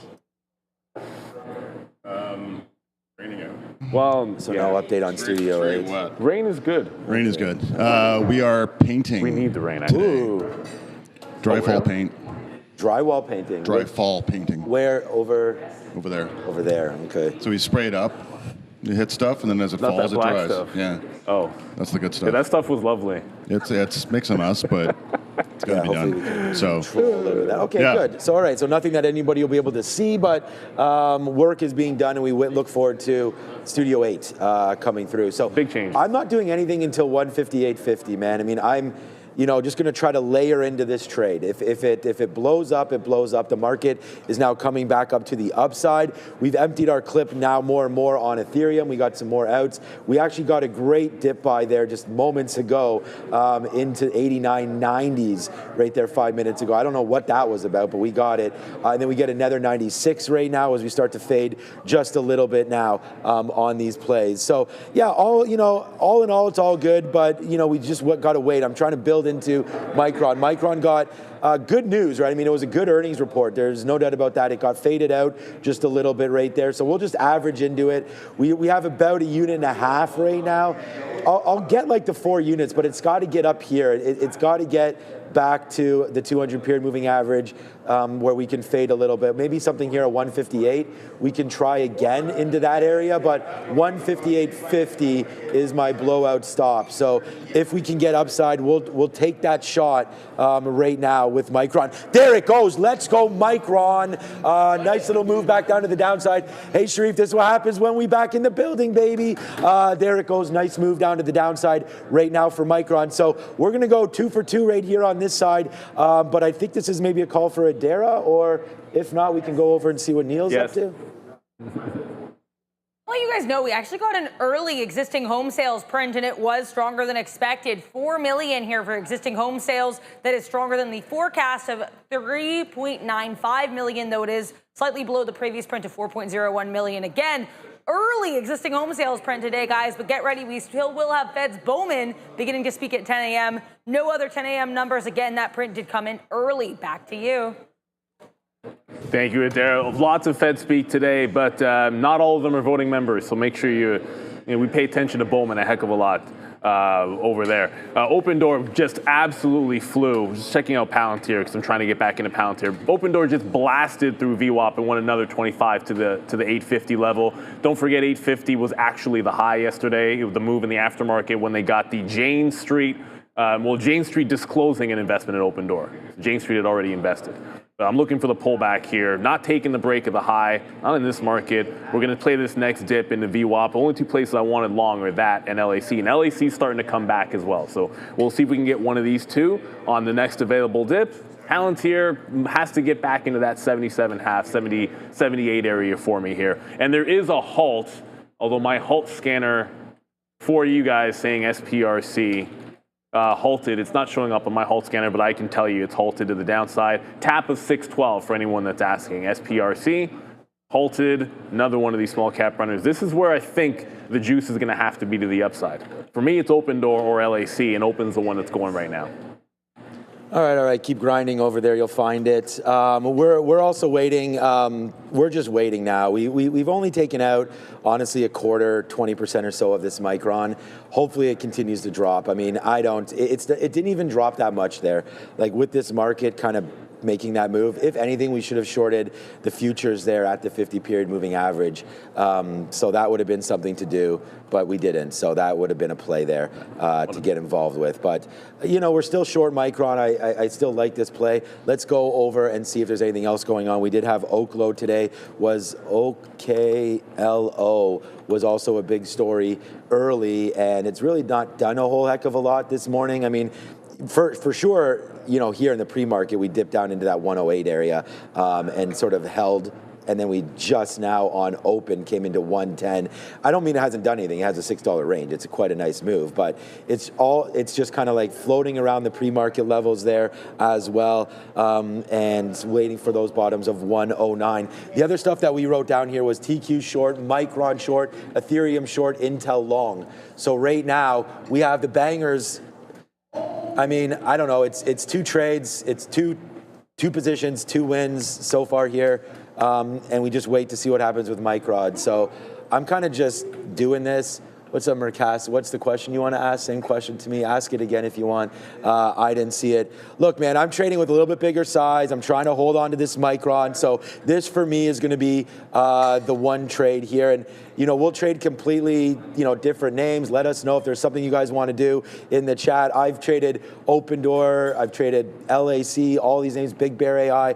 Doesn't matter the price of this stock. I'm looking for opportunity. So if there is opportunity, let me know, and we'll head right over there as well. So there it is, Maricas. Do I think OpenDoor could spike if it squeezes? Well, yeah, that would be what causes the spike. And $8, nice move higher right there for OpenDoor. I don't know if Neil's been in it. I know you had LAC, but not OpenDoor. And PLTR. OpenDoor bounced off at 8, but it was a heavy bounce off the $8. If I'm taking a reversion trade, I never really chase the first candle when it breaks the trend. Like if it goes, it essentially shot 40 cents up on the first candle, which to me, then I have to risk to the prior bar, and I'm not risking 40 pennies on that trade because that's just unrealistic. There was one name in my note that has not come anywhere close to the level I want. That's going to be Circle. I was trying to give it some time, see if it could get back to the 130 level. That obviously hasn't happened. It is holding underneath the volume weighted average price, so this is the other symbol that I am watching right now in addition to Palantir, OpenDoor, and LAC. Here's Open. It's holding that 850 level. Still, it's battling the 850 level. I want VWAP, ideally, the VWAP dip early. We've seen this happen before where you get that test of VWAP right around 10 o'clock. I know LAC did this when it uptrended pretty much the entire day, so that's what I want to see happen here on Open. But if this market continues to try to put in a green candle, the other side of the coin is, okay, well, I like Circle for a short trade. And it has nothing, by the way, looking for a Circle short has nothing to do with this story about Circle, which I think is a terrible, terrible idea, looking at revocable and reversible blockchain transactions. We can talk about that later. I think that's a ridiculously stupid idea, but has nothing to do with that. It's just a trend trade continuation here on Circle. Still a bad idea. I don't think it sells off on that. I just think it sells off in general with crypto. Yeah, welcome to a little bit of money here today. Just 2 for 2, right? I mean, we'll go 2 for 2 every day if we can, because that's pretty much exactly what we're trying to do, is find some winners. And again, my notes haven't hit exactly either, but we're just going to try to fade plays and make plays that we like. So there's Ethereum now making that move back in. We see Bitcoin trying to go downside here. Let's just take a quick look to see what other names are going in the crypto space. I know it has not been a very good ride right now. So here it goes. Let's have a quick look now. All right, so I'm just going to refresh just to make sure that we're all on the same page right here. So there goes Bitcoin 111.9 down there. There's Ethereum down 5%. Get ready for that to go down a lot more, I feel like. Ripple's at 280, so that's a very, very key price there for XRP. Solana's right back to where we bought it at $2 again right now. Cardano 78 cents. Dogecoin 23. So it is a big bleed right now, as you see, 18% down in a week, 14% down in a week in Ethereum. But yeah, so that's why we continue to fade weak markets, right? And right now, crypto is a weak market, so we have that play on. One of the plays that we had listed out there for us. Again, this is not. I'm not sure I love this anymore, man. So 157.50, I'm going to wait for if we do break through 150. I mean, the 158.50 might even be too early. Maybe we even get out if it breaks 158. But we're just going to wait for Micron. Hopefully, it doesn't give us those feels of just complete ripping right now. I'm surprised at what we're doing here. Let me check out what's going on NVIDIA real quickly. We are at 10 o'clock. Fed's Bowman is speaking, so we could get some push and pull in the market there a little bit. NVIDIA also trying to dance backside now as well. So maybe there is a little bit of a play. And then the one name that I'd like to buy on dips that's coming in right now is Amazon. So Amazon, I said 210 by tomorrow. You're getting closer, man. It's 218 right now. I think that's a level that I'm going to put some dip buys in. So let's see if that can come into play. I hope it does, so I can buy some, but at the same time, I don't want this market to tank. I'm just reading the tea leaves here a little bit. My wife just told me, what's a good rainy day dinner? So let me know in the chat if you guys have any ideas what I could tell her. Stupid sandwiches isn't bad. We have hockey and chess tonight, so that might be, you might be onto that. She made this amazing corn chowder the other day. That's this type of weather, I'm all about a good soup, and it doesn't even matter as long as it's chili is a good one. Chili's a and it's Thursday. Boom, that's gonna work. Oh, chili Thursday because it was football night. Chili will work. Yeah, she's always looking to make football. Arizona, Seattle. Before we go to Adara, just quickly, CoreWeave just went red on the day. So this was the strong one. What was the story in CoreWeave? They're trading higher. Company announced an expanded OpenAI agreement valued up to $6.5 billion. Apparently that's not enough to keep it in the green, at least for now. So pulling back into VWAP is CoreWeave. Yes, let's go to Adara. I did jump into that circle. Let's see if you can get down into the lows. It's only about, it went like 30, 40 pennies in the money, but I'm looking to add underneath the volume weighted average price. But let's go to the desk for Adara. It's 10 o'clock. We're supposed to have numbers, but as I mentioned earlier, those actually came out early. So in case you guys missed it, at 10 a.m. or actually closer to about 9:50 a.m., we did get the release of existing home sales coming in higher than expected. 4 million versus 3.95 million estimate. We had a very eventful morning at 8:30 a.m. when it comes to economic data. Initial jobless claims a little bit lower than expected. GDP well above expectations as well. So economic data really in focus. Then tomorrow we will get not one, but two really notable prints. For one, the PCE, that is often referred to as the Fed's preferred inflation gauge. That'll come at 8:30 a.m. Then at 10 a.m., we'll be getting the University of Michigan consumer sentiment.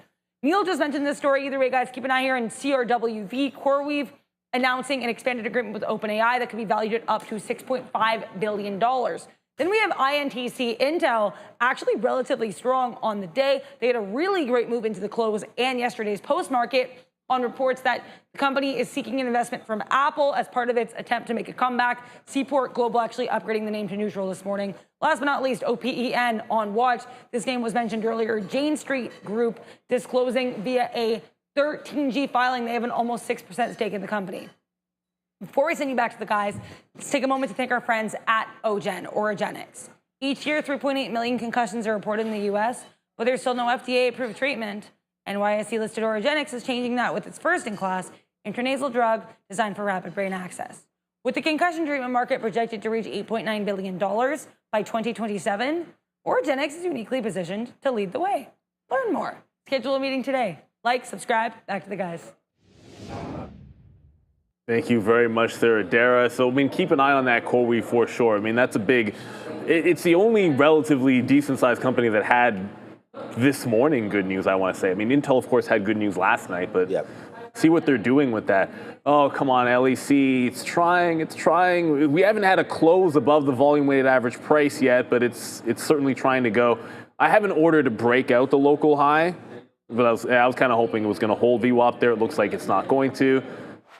A watch pot never boils, so I'm gonna stop staring at it, hoping that it breaks out. I got it up on a level 2. Gonna play inside this range here a little bit for Circle before we look at the low of the day. But I know you've been looking at ETH. Yep. So, and obviously crypto adjacent is Circle, but Bitcoin trying to go, like it found like Circle and BTC have a similar chart, like just trying to bust that volume weighted average price. I think if we hold underneath, we're going to be good. But if I get out of Circle and I see this fail here at VWAP, I'll jump right back in underneath the volume weighted average price. I do want to have crypto up. And as I mentioned, Intel, it is on a collision course with that $33. Now up 4%. You don't have to make sense of it. It doesn't really matter if you think the Apple thing is happening. Now, they already got a government stake, and a lot of people think the bottom might be in for this. And $33 coming in very quickly. I want a trend break at that price. Not standing in front of the moving freight train, but more along the lines of draw a trend line, watch it break anywhere close to that 33, and then jump into a potential short position. So this is not one where I'm just going to put an order and get in at 32.99 or something like that. I need a trend break up top here on Intel, as it is absolutely, squeezing is not the right word, but it is screaming to the upside. And it never broke the lows, unlike the market. All right. Yeah, same kind of thing here for me, just thinking that this market might have just bottomed a little bit. We're not shorting the futures because we're still stuck in this Micron. We're out of Micron 40 cents right now. It's not going to be anything to too much worry about, but we did get some more out there at 30 on Ethereum, and now we only have 20% left. I am going to reload this at the 200 period moving average, but I have to wait for that to come through. So far, if we do get it, make sure you watch out for that play. And here comes Micron. Like I said, this is starting to go. So, you know, the short, we're able to get something out on that first move down right here in the futures. But as the futures now, the Nasdaq gets going back to the upside, we have to watch out for that play. Like, I'm still going to use 58.50 because that was an area that I was concerned with in the morning.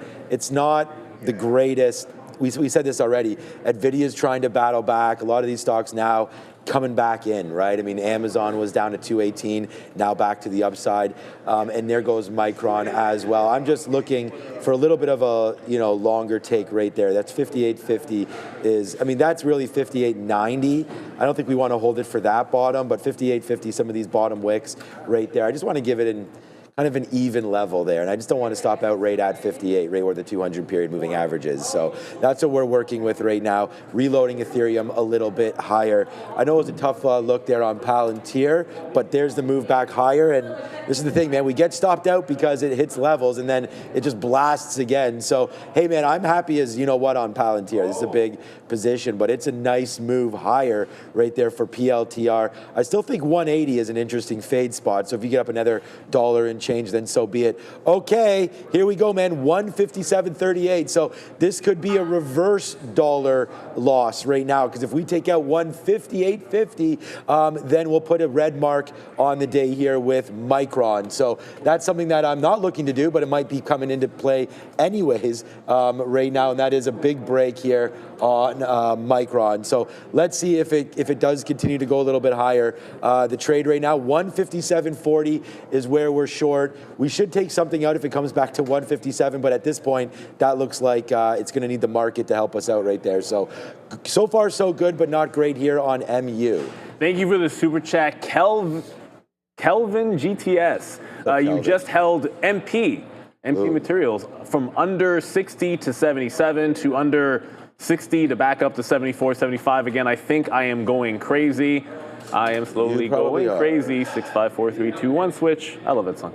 I hate that song. It's my daughter got into it like last year. So Intel's at that 33, which I'm staring down. But yeah, it's not going to break the trend line any second now. MP Materials, you have to.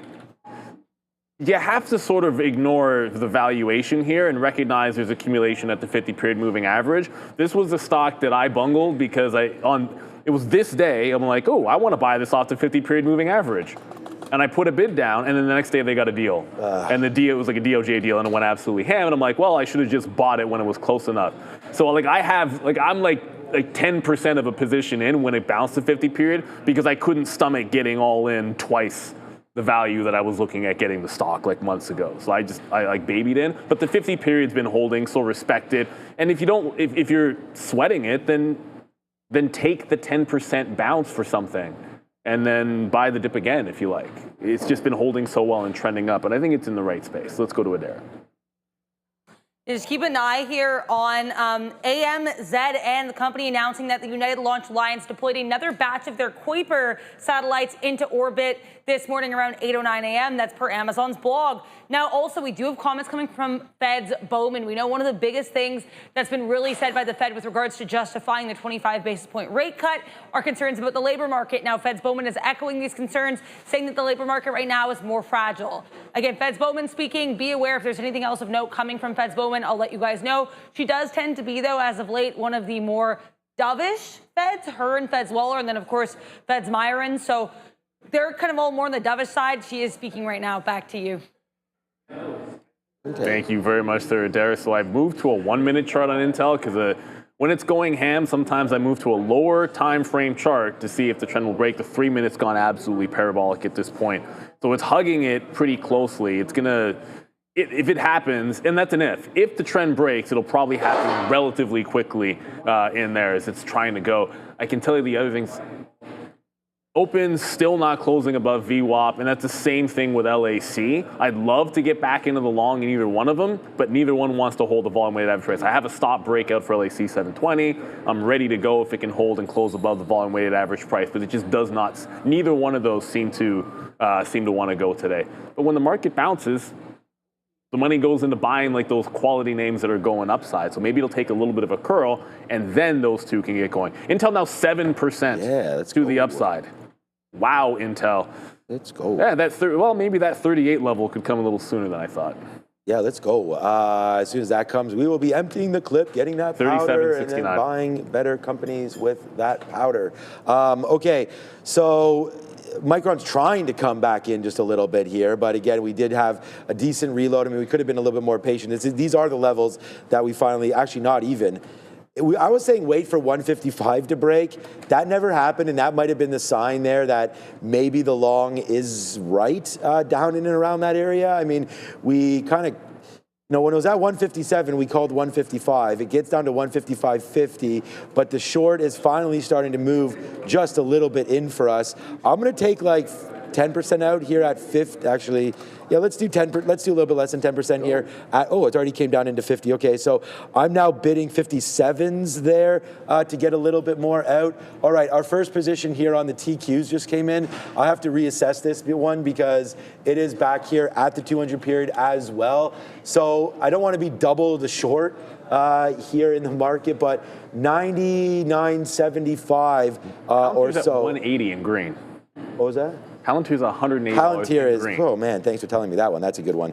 Okay, here comes Micron right now. We're back into the money on this one. Ye of little faith I was by getting out of that 10%, but let's see now if we can fall back in just a little bit there for Micron. And then the future short, 99.75 is really an area that I want to look at here again, right there. 99.50 is where we just came into. Let's give this one to 99.70, let's go 99.81. If it breaks higher than that, we'll get out. But Micron needs to get to the downside again right now. So we just taken a little bit of a bid there. We're now flat on this trade. Let's let Micron work out just a bit more for us here and see if it will fall back. So right now, futures and Micron short. Ethereum, we're small. We're looking to get a little bit more up here. Well, Open just got to VWAP, so I'm finally in it. But Intel is making its first run at this trend line since it broke $33.50. Palantir hit $180 and went green. Check that, and is green on the day. So Thank God we got out of that $3 ago, as that's absolutely flying. I just heard in my ear that NIO's going to the upside. Haven't looked at any of the Chinese names, and we'll get there in a quick little second. All right, there is the first break of trend on Intel. What did I just offer? Oh, I used gateway. I use ARCA there. Okay, I was wondering Yeah, why man, I wasn't like getting. Oh, I know. I was just wondering why I didn't get. I thought I used BYX. That's all. I thought feel I'd like get I'm using Nasdaq. Doesn't really matter. If it breaks this high currently, which is 33.61, then I am out the current bar, and we'll look for reversion first to 33. Like the stock has gone absolutely parabolic today. So again, little reversion trade there in Intel. Yeah, OpenDoor finally back above VWAP. This is the first trade for OpenDoor for me here. I got to zoom back out so you can see this a bit better. And so it's holding the volume weighted average price, looking for it to get to that 865 local high that it put in a little bit earlier. Not much happening with LAC as well. And I see a lot of small cappers you guys are talking about, like this IREN also moving. That was from yesterday. IREN was a biggie. Well, I think it was a biggie. Anyways, we didn't trade it. In the middle of the day, I'm pretty sure Sharif was on IREN Go, which is back at these highs. It's about to go green on the day as well. Kelvin, I think you had a second one. How do you guys balance getting out and not holding it back down? I went up and down 4.5 on the same stock, 4.5K on the same stock. If I had more self-control, I'd made profits instead of being flat. I don't know. I have profit targets in mind, but I'll tell you, someone was yesterday like, oh, Neil, you have a lot of discipline. Well, the thing is, everybody has something which is a strength to them, which comes easy as a trader. So if you're more naturally disciplined, you probably find it a little bit harder to hold on for bigger winners, right? And if you're the other way around, maybe you move your stops, but you're the person that can hold on to bigger winners. So just lean into your strength, try to limit the weaknesses, but I do believe in having some notion of what I'm trying to get out of the trade, whether it's a reversion into VWAP. Like this, Intel's ridiculous. Like there's no way I'm thinking reversion into VWAP. It's $1.50, and the stock is the strongest stock in the market right now. So I'm thinking back into 33. And I will be out of minimum 80% of it when it gets to 33, because I'm treating this like it was a volume weighted average price, and then I'll look at, I got to zoom out even more, and then I'll look at these pre-market highs at about 32.5. So I always have that in mind with reference to like where my out is. Like I'm short at 41, my stop is 20 cents. So my first bid is at 20 cents. And then I'm going to get more out there in front of the 33 level as well. So if you have an idea of where you might take profit, I think that does help in a general sense. In Bearded Warrior trades, I'm not aware of any news on IBM, but we can certainly look into it. I know IBM was actually up today when the market was down, but I didn't see a news story in particular. There's news with IBM. There is news? Yeah. Okay, good. Quantum I haven't checked. partnership. What is it called when you have discipline and big winners? I was just wondering, because that to me is the magic right there. You got to have a little bit of both, especially in this market. But I do appreciate that obviously there's different trading styles, and we might have a losing trade right here, because there goes the TQQs. Yeah, it was IBM got a partnership there today. I read that earlier, and it was actually a good moving one there with Quantum. So I love again, IBM. Good space. We love IBM.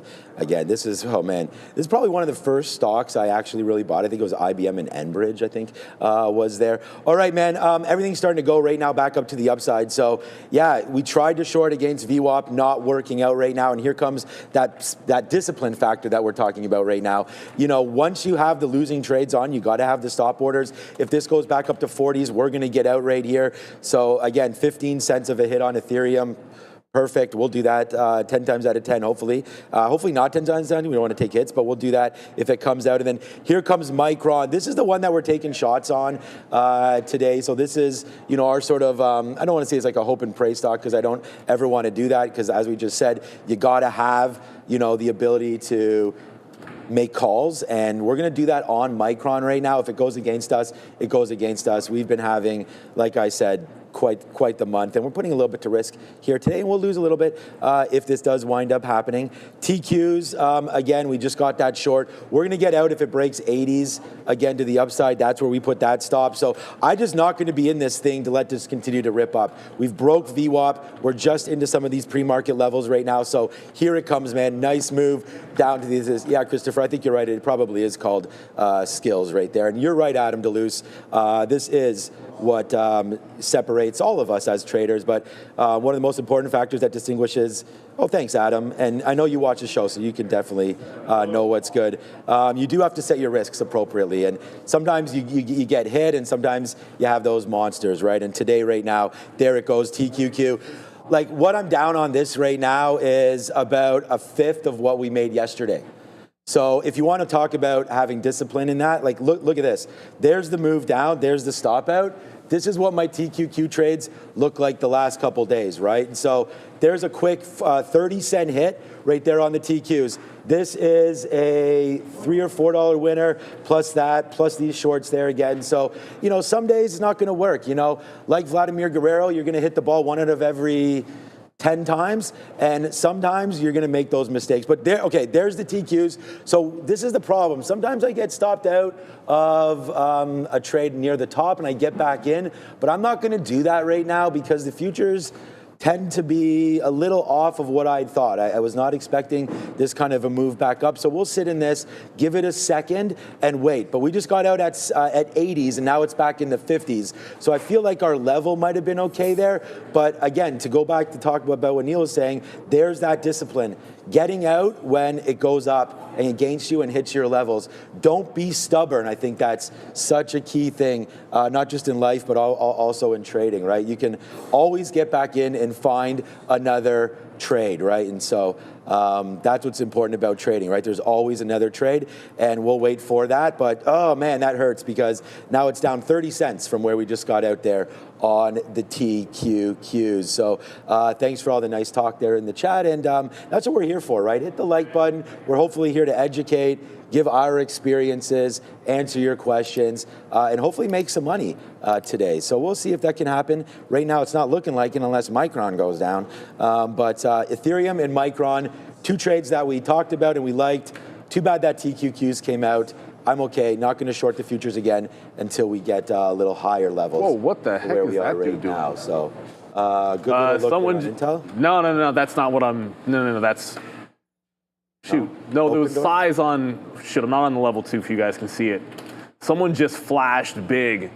They're not there anymore. Someone flashed and chased down at the high OpenDoor. It was like a $quarter mil. So it got to the. Of course they did. Of course they did. So the high was. I'm just going to explain to you what happened there because it's actually not Intel that I was talking about there. Yeah, that was such a fake out. Probably somebody that was long flashed they intended to sell and then pulled it. So it was at 867. It got to the high at 867, and then someone immediately, as it got there, offered down like a $quarter mil, and then it ticked down, and then they ticked it down. I'm like, oh shoot, they're gonna chase this down off the high, and then the second anybody gets out, it blasts right through. So, and I didn't see a fill either. That's, if it gets filled, like whatever, no harm, no foul. Like the person actually put a big, massive sell order, and it got through them. If they just cancel the order, well, then you know what they did. They just spoofed the high of the day, or the high of the morning. The pre-market is the high of the day. So that's what I was getting on about. But that's par for the course, right? Like if a regular trader does that, it's called spoofing, and if the whales do it, it's called trading. And that's just how it's been for a while. Yep. Unless you're the guy who got blamed for the flash crash, because he wasn't a whale. And then they blame the flash crash on him because he was spoofing on the futures. With size, it's like not even that big. That's what killed me about that. It's like that guy wasn't even. Anyways, it doesn't really matter. So Intel for the trend trade, it just went into 33. So as I said, I'd have 80% out if it got to 33, and then wait for this pre-market high at 32. I call it 32.60. What I will also do, because I didn't do this for you guys earlier, 81. Is remember, if a stock has big news in the evening or overnight, sometimes it can be useful to have an idea of where the big levels might have been and blue ocean, the overnight market, but it's not that instructive. Like 32.20 doesn't really matter to me, but I would look at some of the consolidation levels sometimes overnight as good levels. If that had been a little bit higher on Intel, I might be considering them, but because I want to get out at 32.6 anyways, and now we're going to trend out as well, I think we've already sort of hit most of our targets on this. I'm not letting it get back to the high of the day. If it breaks this new trend line, which it's doing right now, I'll just jump out of the trade. And let's go to Adara at the desk. Yeah, let's start here with Poet Technologies. It's the only one in the group that does not have a catalyst that I could find, but this is a multiple runner, repeat offender, as we sometimes call them, has about $500 million market cap, so just under $500 million market cap, and about 7% of its float is sold short, so that's POET. Then we have QURE, Uniquire, big move on this one yesterday, announcing that they entered into this $175 million non-dilutive senior secured term loan. That came yesterday. Then right after the close, they announced a public offering, as we sometimes see with these small caps. Either way, this one is on watch here, QURE. And last but not least, DVLT. This is a penny stock. It's coming into that 90-cent level right now. This is called DataVault AI. No new catalyst in this one today, but this was from earlier this week. And as you can see, this is another crypto-related name. This one doing XRP. So crypto-related small cap pushing to the upside. Before we send you back to the guys, take a moment to thank our friends at Trade the Pool. Did you know that instead of risking your own money, you can now trade with someone else's capital? No more fear of losing. No more moving your stop loss too soon. And you actually get enough capital to make it worth your time so you can aim for big profits. Not just a couple $100 a month. This is the revolution called limited risk trading, and it's powered by Trade the Pool. So here's how it works. Join Trade the Pool, hit the profit goal, keep 70% of your profits. Visit tradethepool.com or scan the QR code. For now, for 10% off. Like, subscribe. Back to you. Yeah, 70% of no profits today sounds pretty good. So that's what we're doing right now. I can't get paid on negative day. So we'll wait to see what happens here with Micron. It's at a tipping point, right? I've always said that 158.50 is the out for me on Micron. Look, we've gotten some good plays back in, and hopefully this can do it. I mean, we're short right now at 157.60. I don't want to, cry too much about this trade because it's fine. We can get out right now if we wanted to. It just bounced off of 158. I do think that, I mean, this market is doing things that I was not expecting, man. I mean, back to above where we opened right now on the Nasdaq. So that's a little bit surprising to me. I mean, obviously leading the way here, stocks like my guy Palantir, which is just an absolute monster right now, up to 181.50. Like Neil said, man, good thing to get out of that short a hell of a long time ago, because that is now blasting all the way to the upside. Goes back to that discipline talk, have it, and you don't have a smack like that. So that's a good play. Obviously wish we were long down near those bottoms. Then we also had NVDA monstering right back up again. This is $4 same way. So me sitting, okay, here goes Micron. So like sitting here in Micron is just not, when we see all these other like growth names really start to bump up, this is going to come out right now. So I'm only going to get out at 75% and just to see, but then that 159 top has to be it for the rest. There it goes. So Micron, we have to slap a fail on that one because, oops, we averaged up all the way into that, and we did wind up having our 3 or 4 units, and it does come out there at 158.50. So there we go, man. Superman has found his kryptonite, and the day is Thursday, I guess. So, all right, well, we might have just got stopped out at the top again, but we did hold something.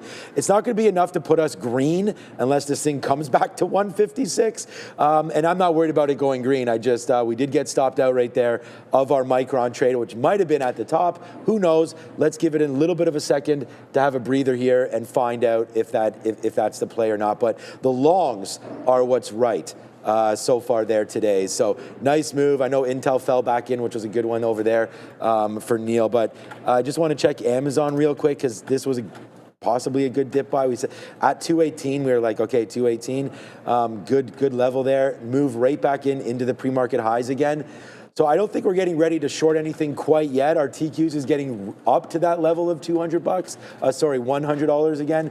That might be a trade to come through. But yeah, for right now, nothing coming in. It's at 100 right now. OpenDoor is now flying. Actually, we were at 101. That spoofer really. It's such an interesting way to get more long.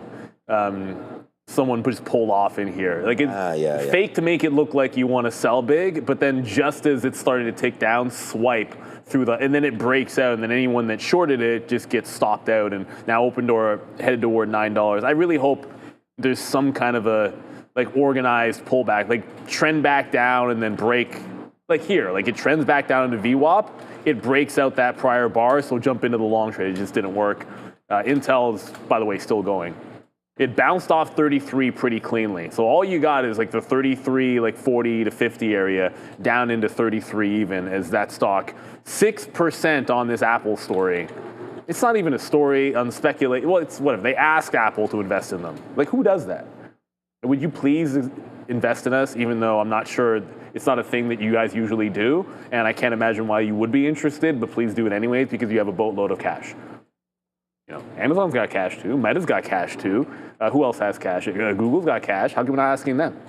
Yeah. Apple going into the green here. I am back into You're not asking. The Clippers. I didn't know Ben Simmons was on the Clippers. I was telling that to Sean the other day. Yeah. Or this morning. So only taking VWAP if I'm not getting 6. So it's going to be pretty simple. If we lose VWAP, I'll jump out again. And if we ever break 720, I'm also taking that break. So every time it gets above VWAP, I go long. And if it loses VWAP, I get out. I'm just going to keep doing that, try to keep it small ins and outs. And then if it finally explodes, I should be in the long trade because I don't want to miss it if we blow up into the $8 level. So took another shots at LAC. And I am not really considering shorting Intel again. It just does not feel like the right move. Like you look over at some of the other chip names, this look at AMD. AMD is underneath yesterday's low. AMD is still red at 1.6, 1.7. So if I'm thinking fade, it should be in something weaker than Intel. I call it getting away with one, where it sets up and it works despite the fact that it's one of the stronger names out there in the market. So when I'm looking at a trend break now, AMD's on my mind because this is an actually relatively weak chip name instead of Intel. Okay, we just re-engaged in the short a little bit here with the futures, so we're making it all back. Well, not all. I mean, I don't know where it's going to go. Hopefully, it'll come back. I just wanted to use some of these top wicks there as a potential sell zone. I think we just traveled too far right there today. I mean, it's not even really a big level or anything. I was just trying to go short against $100.20. So we'll take 20 cents there and see if it wants to work the other way now.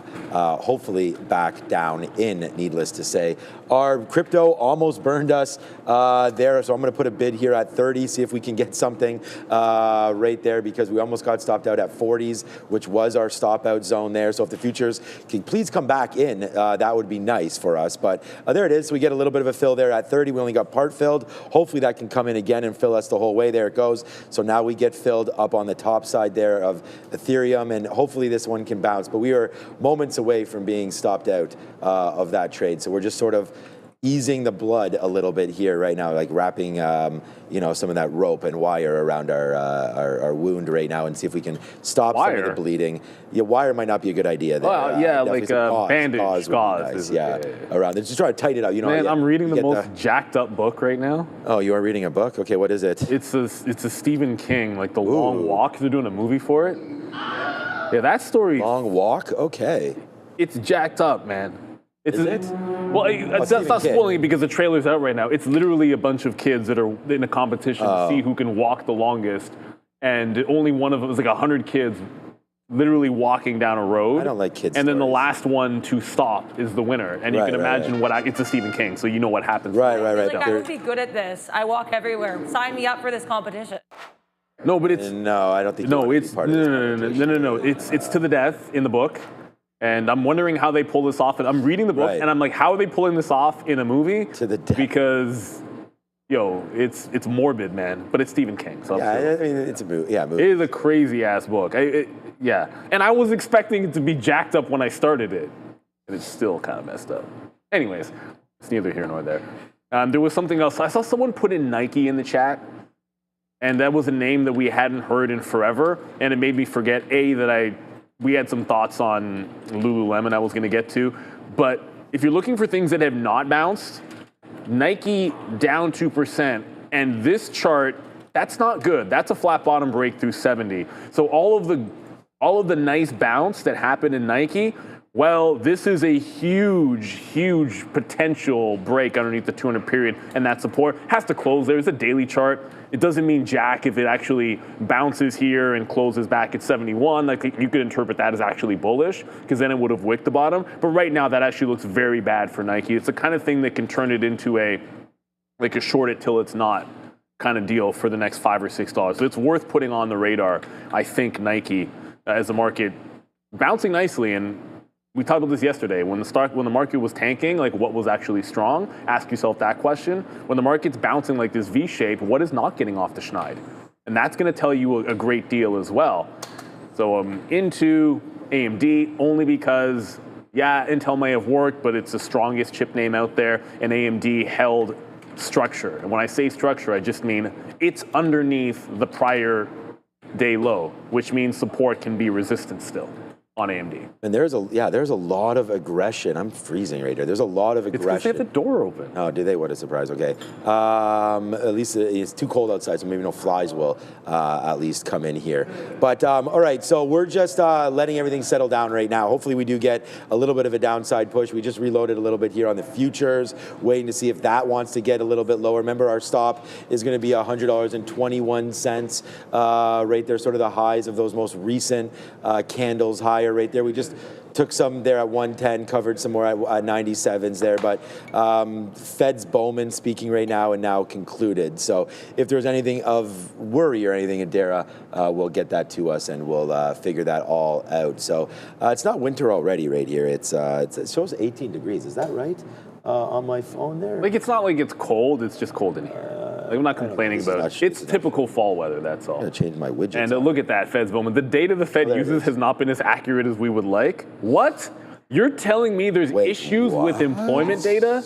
18 degrees Celsius. There's no issues with employment data. Employment data is always incredibly accurate, and in absolutely no way has the collection of employment data changed since COVID, rendering a lot of it completely useless and needing tons of revisions. None of that is true, everybody. Being sarcastic. Just saying. Okay. I feel like this is... Fed's Bowman just stepped off the podium, just an update. Yeah. We had mentioned that, and I said that if Adara had any updates, there will be, but apparently not, right? So nothing major speak there. And maybe the market thought he was going to send it to the downside, and now that he's off, it just goes higher. So there it is, man. Again, like, my bad for all the shorts today. I mean, I thought the market was a short, and if I think one way, then that's which way we're going to go. And today, we'll give back what we made yesterday on some of those shorts, because the market does not seem to be short right now. Although I still like the position here. We sensed a little bit of Ethereum was in trouble there. For the short was in trouble, so we did get some out there at 30s at a key level, but now it's moments away here from breaking. There it is. So we stop out there. The big hit for me is Micron today. Everything else is really in the pocket. Like this Ethereum, we just basically are flat. We'll be red on it, but it's not by much. And I feel like we might have just given it up at the top, but I just don't need that to break. Because when we do, then it goes boom. And we had sort of held that area a couple times, and then now broke. So, see, now that it fades off of that break level, now I'm thinking about getting back in, right? But that did not work there before either. So, yeah, thanks, Zero Gravity Zen. I mean, that's what we could do. All we can do is have these thesis, right? And if it doesn't work, right, and there it goes. So yeah, there was a gap. I thought that today we were starting to go to the downside. So we'll continue. Look at that, man. We might have again got out near the top of this Ethereum trade. This is that extra battery. We do it, and to Neil's point, got to be disciplined, and that's exactly what we are. So you can't have the big days if you throw money away. Just as easy as you make it. So you got to be careful there. But I'm not going to cry over spilled milk. It's literally 5 cents from that. Okay, so LA to the C, nothing today. Nice move to the downside early, down to 640, back up to 710, and now just chilling. So the other name, let's go futures. Come on, buddy. Hopefully we can get to the downside now as well. OpenDoor, OpenDoor had it, right? I mean, went down to that $8 mark. That yes. Okay, right there out at the 21 period moving average, hopefully moving a little bit lower. Right now goes the futures. I'm going to try to be patient on that one because I want to be right. I don't just want to scalp out and make back a little bit of what we lost. I want to make back everything. And I think that there is an opportunity here for the futures to come back in and at least test VWAP. We could get a bounce there off VWAP for sure. And if that does happen for our TQQ trade, that VWAP, let me just get that right now, 99, 99.20. This is a good area. Actually, this would be a similar move, I feel like, 99.40 into 99.20. So let me just put a bid there. I am bidding Marvell at 76.50, 76.25. Okay, no, that didn't come in. Again, a strong name that we had. I was at 76.25. Oh my God, it went to 76.30. I just canceled my bid because I was like, Marvell must be nowhere near. Wow, we missed that by 8 cents. Okay, well, that's going to happen anyways. But there goes OpenDoor, and let's put that bid right here for the Nasdaq. It was just 30 cents in the money, but we want to get a little bit lower than that. Let's go 99.45 or so. See if we can catch a bid down low for the TQQs. And then sorry about that, guys, but we'll slap another fail because we got it at the top again of Ethereum. So, you know, we punch. Oh no, we're like Taylor Swift, man. We're shaking this off. This is not a problem. That was not even. This is a red. Like I could have bought everyone coffee. It's not. I couldn't have bought everyone lunch. We didn't lose that much. So we lost a couple coffees there. But there's the pullback in. At least we know. You know, we are kind of right in the area there. So okay, you know, we'll take it, and we just need to hope that this can be the one that makes the move down here. The futures. Kelvin. Thank you for another super chat. MP is absolutely going ballistic. That is right. You diamond hand that ish up and down. It's still going insane. This is MP. It's up 13%. $80 it just took out there. And Mike GT, good times. Hey, we forget. I know it's good time. You put it in the name, makes it that much easier. I don't know what you're looking at. Oh, there it is. Okay, so your super chat didn't really have much of anything, but now there's the question. What are your thoughts on Riot today? Well, before the open, I would have told you I don't like anything crypto, but let's have a look. MP's going absolutely ham. That's a buy program going absolutely crazy right now. Okay, well, before the open, I would have told you I don't like what's going on in the crypto space, and I think continuation. Now I'm just thinking, well, look at $17 on Riot. Look at VWAP. While the markets has so much volatility, someone is holding this down. Usually for this, I almost don't care which way it breaks. When you have this long of a consolidation and the market is volatile in a name that should be volatile down 5% when it went ham yesterday, any break away from here has got to be good. Do we have free locates on Riot? Answer is yes. So like it could break trend down and that'd be worth it for a short trade. I'm going to throw that up over where LAC is because LAC's not doing anything. Like this is, I'm not saying it's manipulation, but it's just somebody that's holding the offer on the stock. If they win and it breaks down, sure. If they lose and it breaks up, kind of go long. That's a great catch. It doesn't seem like there's much happening here, but there is a lot happening on Riot, and you should want to check what's going on in something like I would want to check to see what's going on in Mara. Did Mara have a similar move? Answer yes, but then it broke out. And could Riot lift the bid when Mara broke out? No. And if you have a look over at IBIT, which I think makes sense to do, when that broke the bid, another name that broke the bid, and Riot could not. So you have Riot being held down against the market, against a couple of cohorts as well. That's all the more reason, in my opinion, if this breaks trend to the downside, look short. Outside of just the catch-up trade, if it can close any candle, if it closes a 3-minute above VWAP, I think you'll look long. But I'm going to throw this one up for a trend break into the downside. So great catch there. And the first thing you always want to look at is, okay, that's great, but are all the other stocks that are like it doing the same thing? If the answer is yes, then it doesn't really matter that much. But if if this is doing something distinctly different, that's where I get interested. So I am now interested in Riot. Thank you. Like I said, I just threw that up on one of my. I have 4 charts that I'm always looking at. You usually see me follow 4 things at once. I'll have a list for more, but actively it'll be 4. And now it's AMD because Palantir went to ham and Intel as well, OpenDoor, and it was LAC, and now it's going to be Riot. So Riot's on my mind based on that seller. So I'm in AMD on that trend break, but it's just in a consolidation. It breaks the high, I'm out.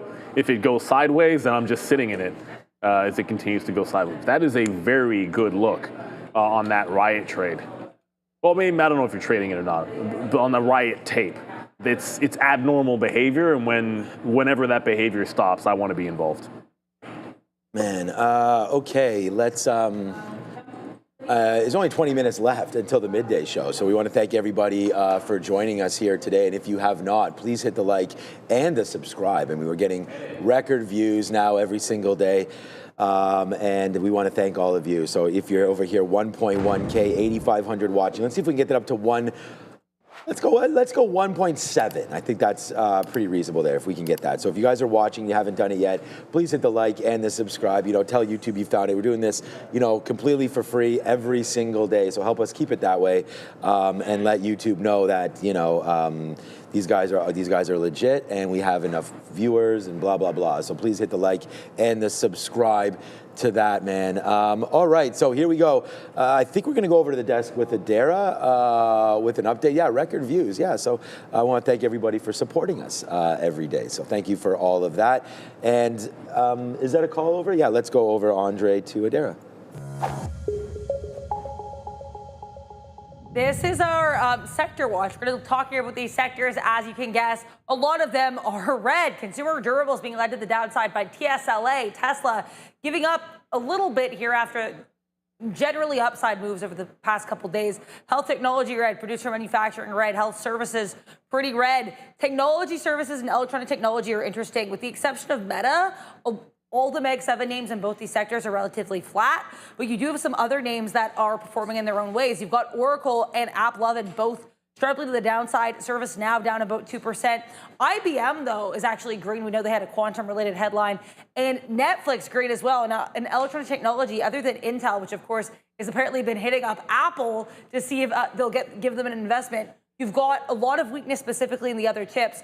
Micron, Broadcom, Qualcomm, all to the downside. So long story short, there might be a couple sectors that are mixed, but generally a lot of these are going to be directional to the downside. Health technology also very red. Back to you. Yeah. So this is one of these mornings where, by the way, Riot broke that little wedge to the upside. So if it broke it down, I would have gone short, but it broke it up, so I went long. It didn't matter which direction it went. I wanted to show you guys something. Like, I care. The percentage up down in the day is always going to be deceiving. If you look at it from the open, then you'll see like ETH down 3.5, 24-hour market, but whatever, but up 0.3. Like most of these, like Marvell, whoa, I'm getting some weird flashes on it. Anyways, up since the open, but down 2%, right? Like Broadcom up since the open, but down a couple of percentage points. This is one of these mornings where or days, well, possibly days where you're going to want to look to see what the percent move was from the opening bell, because it has been mostly a small move down or big move down, and then mostly a bounce. So yeah, that little thing that was happening in Riot resolved to the upside. So what would have been an entry short is now going to be my stop, right? So if it breaks the trend line, I'm getting out of a long instead of going into a short, as this is looking to do what Mara and Bitcoin did after somebody was holding it at $17 for an hour. Somebody just held this stock at $17. So let's see if it can break away. Should be offering in front of the 30 level first, as that one tries to join. And it's not like, I showed you this before, like IBIT kind of broke away from VWAP, and so did Mara as well. AMD, which I'm also in, that's still consolidating here. Tried to run the top, it hasn't yet. I'm covering into the volume weighted average price like I always will. And Fantastic Planet, nice name. I wonder what that's from.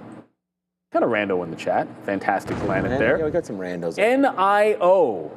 Yeah, what's up with NIO? 6% here.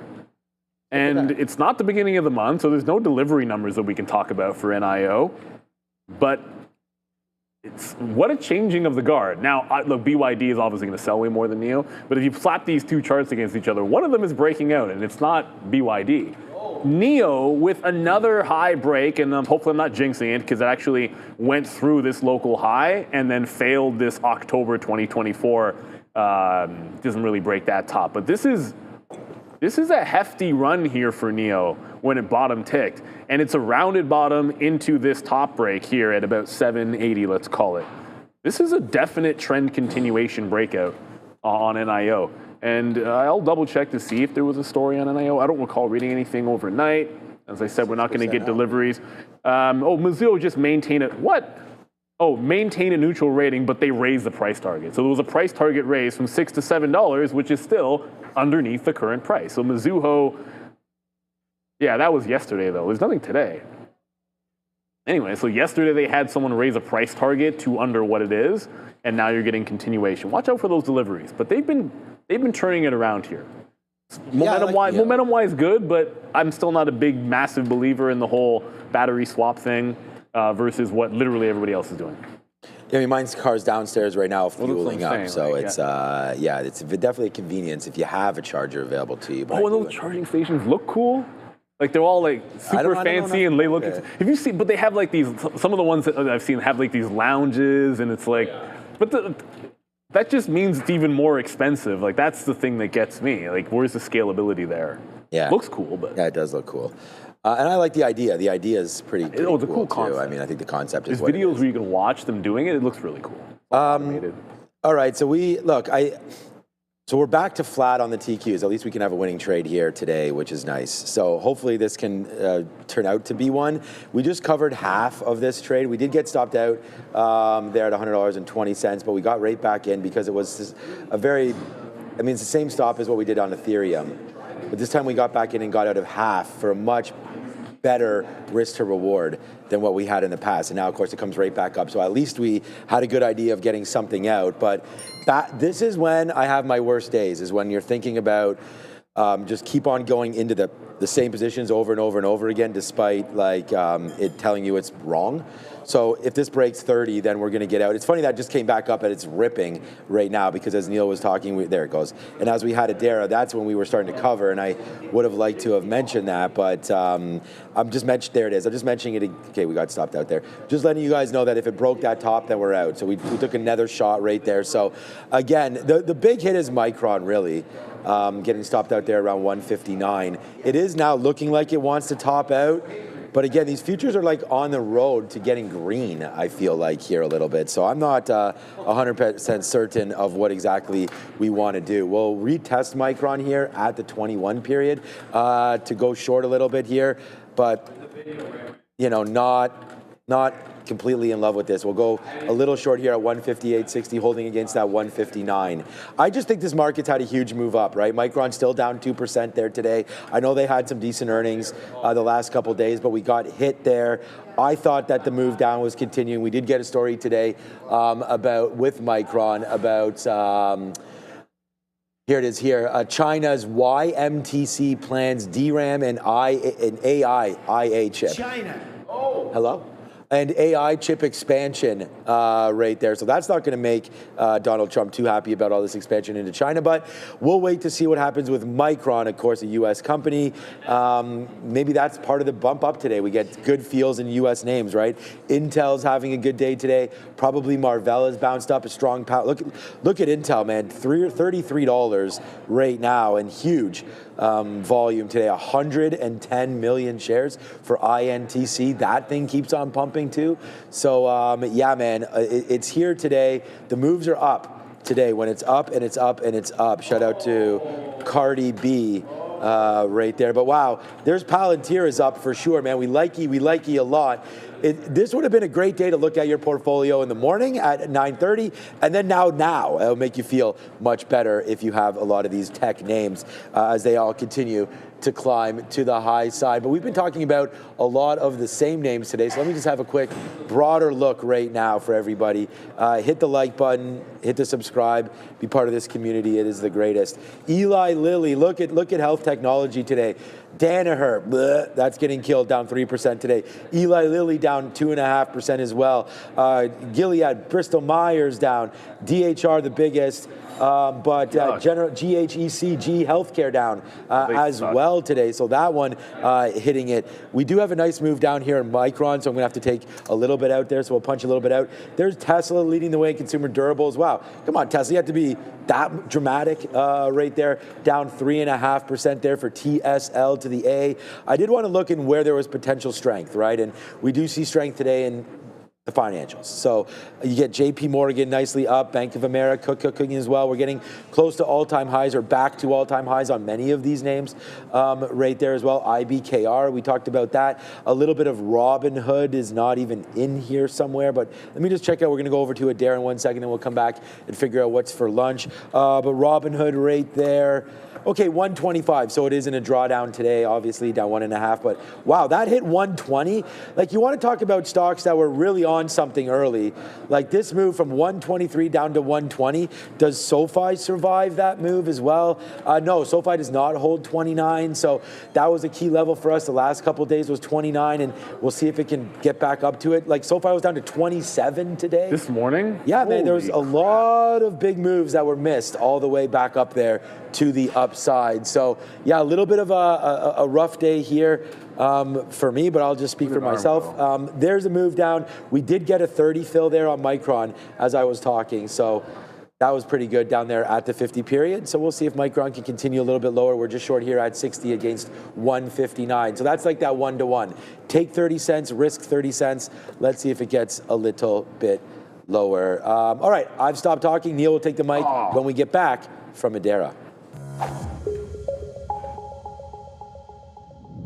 Take a look here at this US dollar, which continues to actually be in a bit of a relative uptrend. I say relative uptrend because since we made that low, and again, low of year on Fed Day last week, September 17th, we've really only been pushing higher here.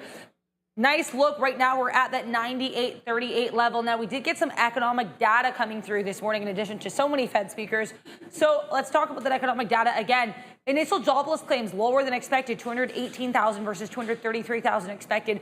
GDP quarter over quarter. This is the final quarterly estimate for Q2 25. 3.8%, was the print we got versus 3.3% forecast. So, higher than expected there. Durable goods, 2.9% positive versus negative 0.3%. So durable goods and GDP quarter over quarter well above estimates. Tomorrow we will be getting the PCE, and then to end the week we'll also be getting the Michigan Consumer Sentiment coming through at 10 a.m. Now I want to talk about the CME FedWatch tools. Since we got the numbers this morning, we have a few more participants expecting that rates might be held in October. Now we have 16.6% of participants expecting a hold. We're down to 83.4% expecting a cut. So obviously we're still likely to get that cut, but it is worth noting these subtle changes with regards to what percentage is expecting what outcome. Back to you. Thank you there, Adair. Just a quick update on that Riot move. Just looking over, like ETH is literally at 44,000. And if I'm following the trend line, the trend line is a moving target. So I'll be out essentially at VWAP here because I'm going to respect the trend line. If I get wicked out and it holds VWAP, I can always jump back in. But Riot got from 17 into like 17.25. So if we lose VWAP, which is, look, it's bouncing right now, so that's a good sign. If we lose VWAP, I'm out. It'll actually be above 17 even. But I got to respect that trend line as it comes back in. I mean, AMD's exactly where it was before. AMD's just absolutely going sideways here, which I guess is good because it's no longer going up, but it's also not falling either. Like I've been in that trend break and it's just held the line. It's got in the money, like 40, 50 pennies, and then it's gone out of the money, that same level, and it hasn't broken in either direction. That's not going to last forever. It's completely impossible. Well, it's not impossible. I shouldn't say that. It's very unlikely that it's going to do that forever. But at some point, you got to go. CoreWeave was a big story, $6.5 billion deal. Well, they already have deals with OpenAI, but $6.5 billion in add-ons to their deal. It's only up 2.25%, but if you remember the fact that this, I believe, was down about 4%, maybe a little bit more than that on the jump, it's going to break out the weekly highs potentially if it can take out 138. Don't want to jinx it, but a big reversal. And these guys actually had news, right? Like not like Intel's news was yesterday's news. This was this morning when it dropped in the pre-market, causing a huge spike up, and now some continuation here for CoreWeave, one of the strong names. And the number one name that's on the stock visualizer here, that OpenDoor, Palantir, SoFi, which Sean just went over, Tesla, which we haven't. Did we even looked at Tesla today? No. Oh, just early. I don't know. Like 9:31, I think I looked at Tesla. It's on a 427 or something. Oh, it's under VWAP. Wow, Webull is going crazy up. I never got the reload on Webull. We do have Jeff Mendel's coming, so I don't know if we're going to be thinking about lunch with that guy or not. But right now, let's go talk about what's for lunch around these joints. Of course, the minute that Jeff is here and wants to maybe go out. Tacos. Today is taco day right now, so we will hit. This is just celebratory. This is not just fruit salad. This is like the big celebration because we never get tacos, and Neil always wants tacos. And today it says there's tacos, chicken and beef tacos, and believe it or not, there's a vegetarian option. I can go back to our story in Earl's that we had before, where the guy looked at me like I was speaking Mandarin when our guests asked if there was a vegetarian option for the tacos. But that's there. Chicken and beef. What would you prefer, chicken or beef in a taco? Beef. Beef. Yeah, okay. I was kind of indifferent. No, look, I'll have either, but Yeah, I just same. prefer beef. I was yeah, I don't mind that. I prefer Spicy salsa. I would say fish would be my favorite, or shrimp, but I only gave the option chicken or beef. And then again, apparently with toppings, including today lettuce, red onions, tomatoes, cheese, jalapeno, and a little side of corn salad. So that is really good. It may be a corn succotash, Sharif. You may be right, and if you are, that wraps up what's for lunch. Okay, so tacos, good to go right there. All right, so, Neil just talking about Ethereum. We got stopped out right there. I know he's on Riot, completely different beast altogether. I'm going to wait for Micron. We did reshort it finally. We got hit on my whole day is basically the Micron hit, to be honest with you.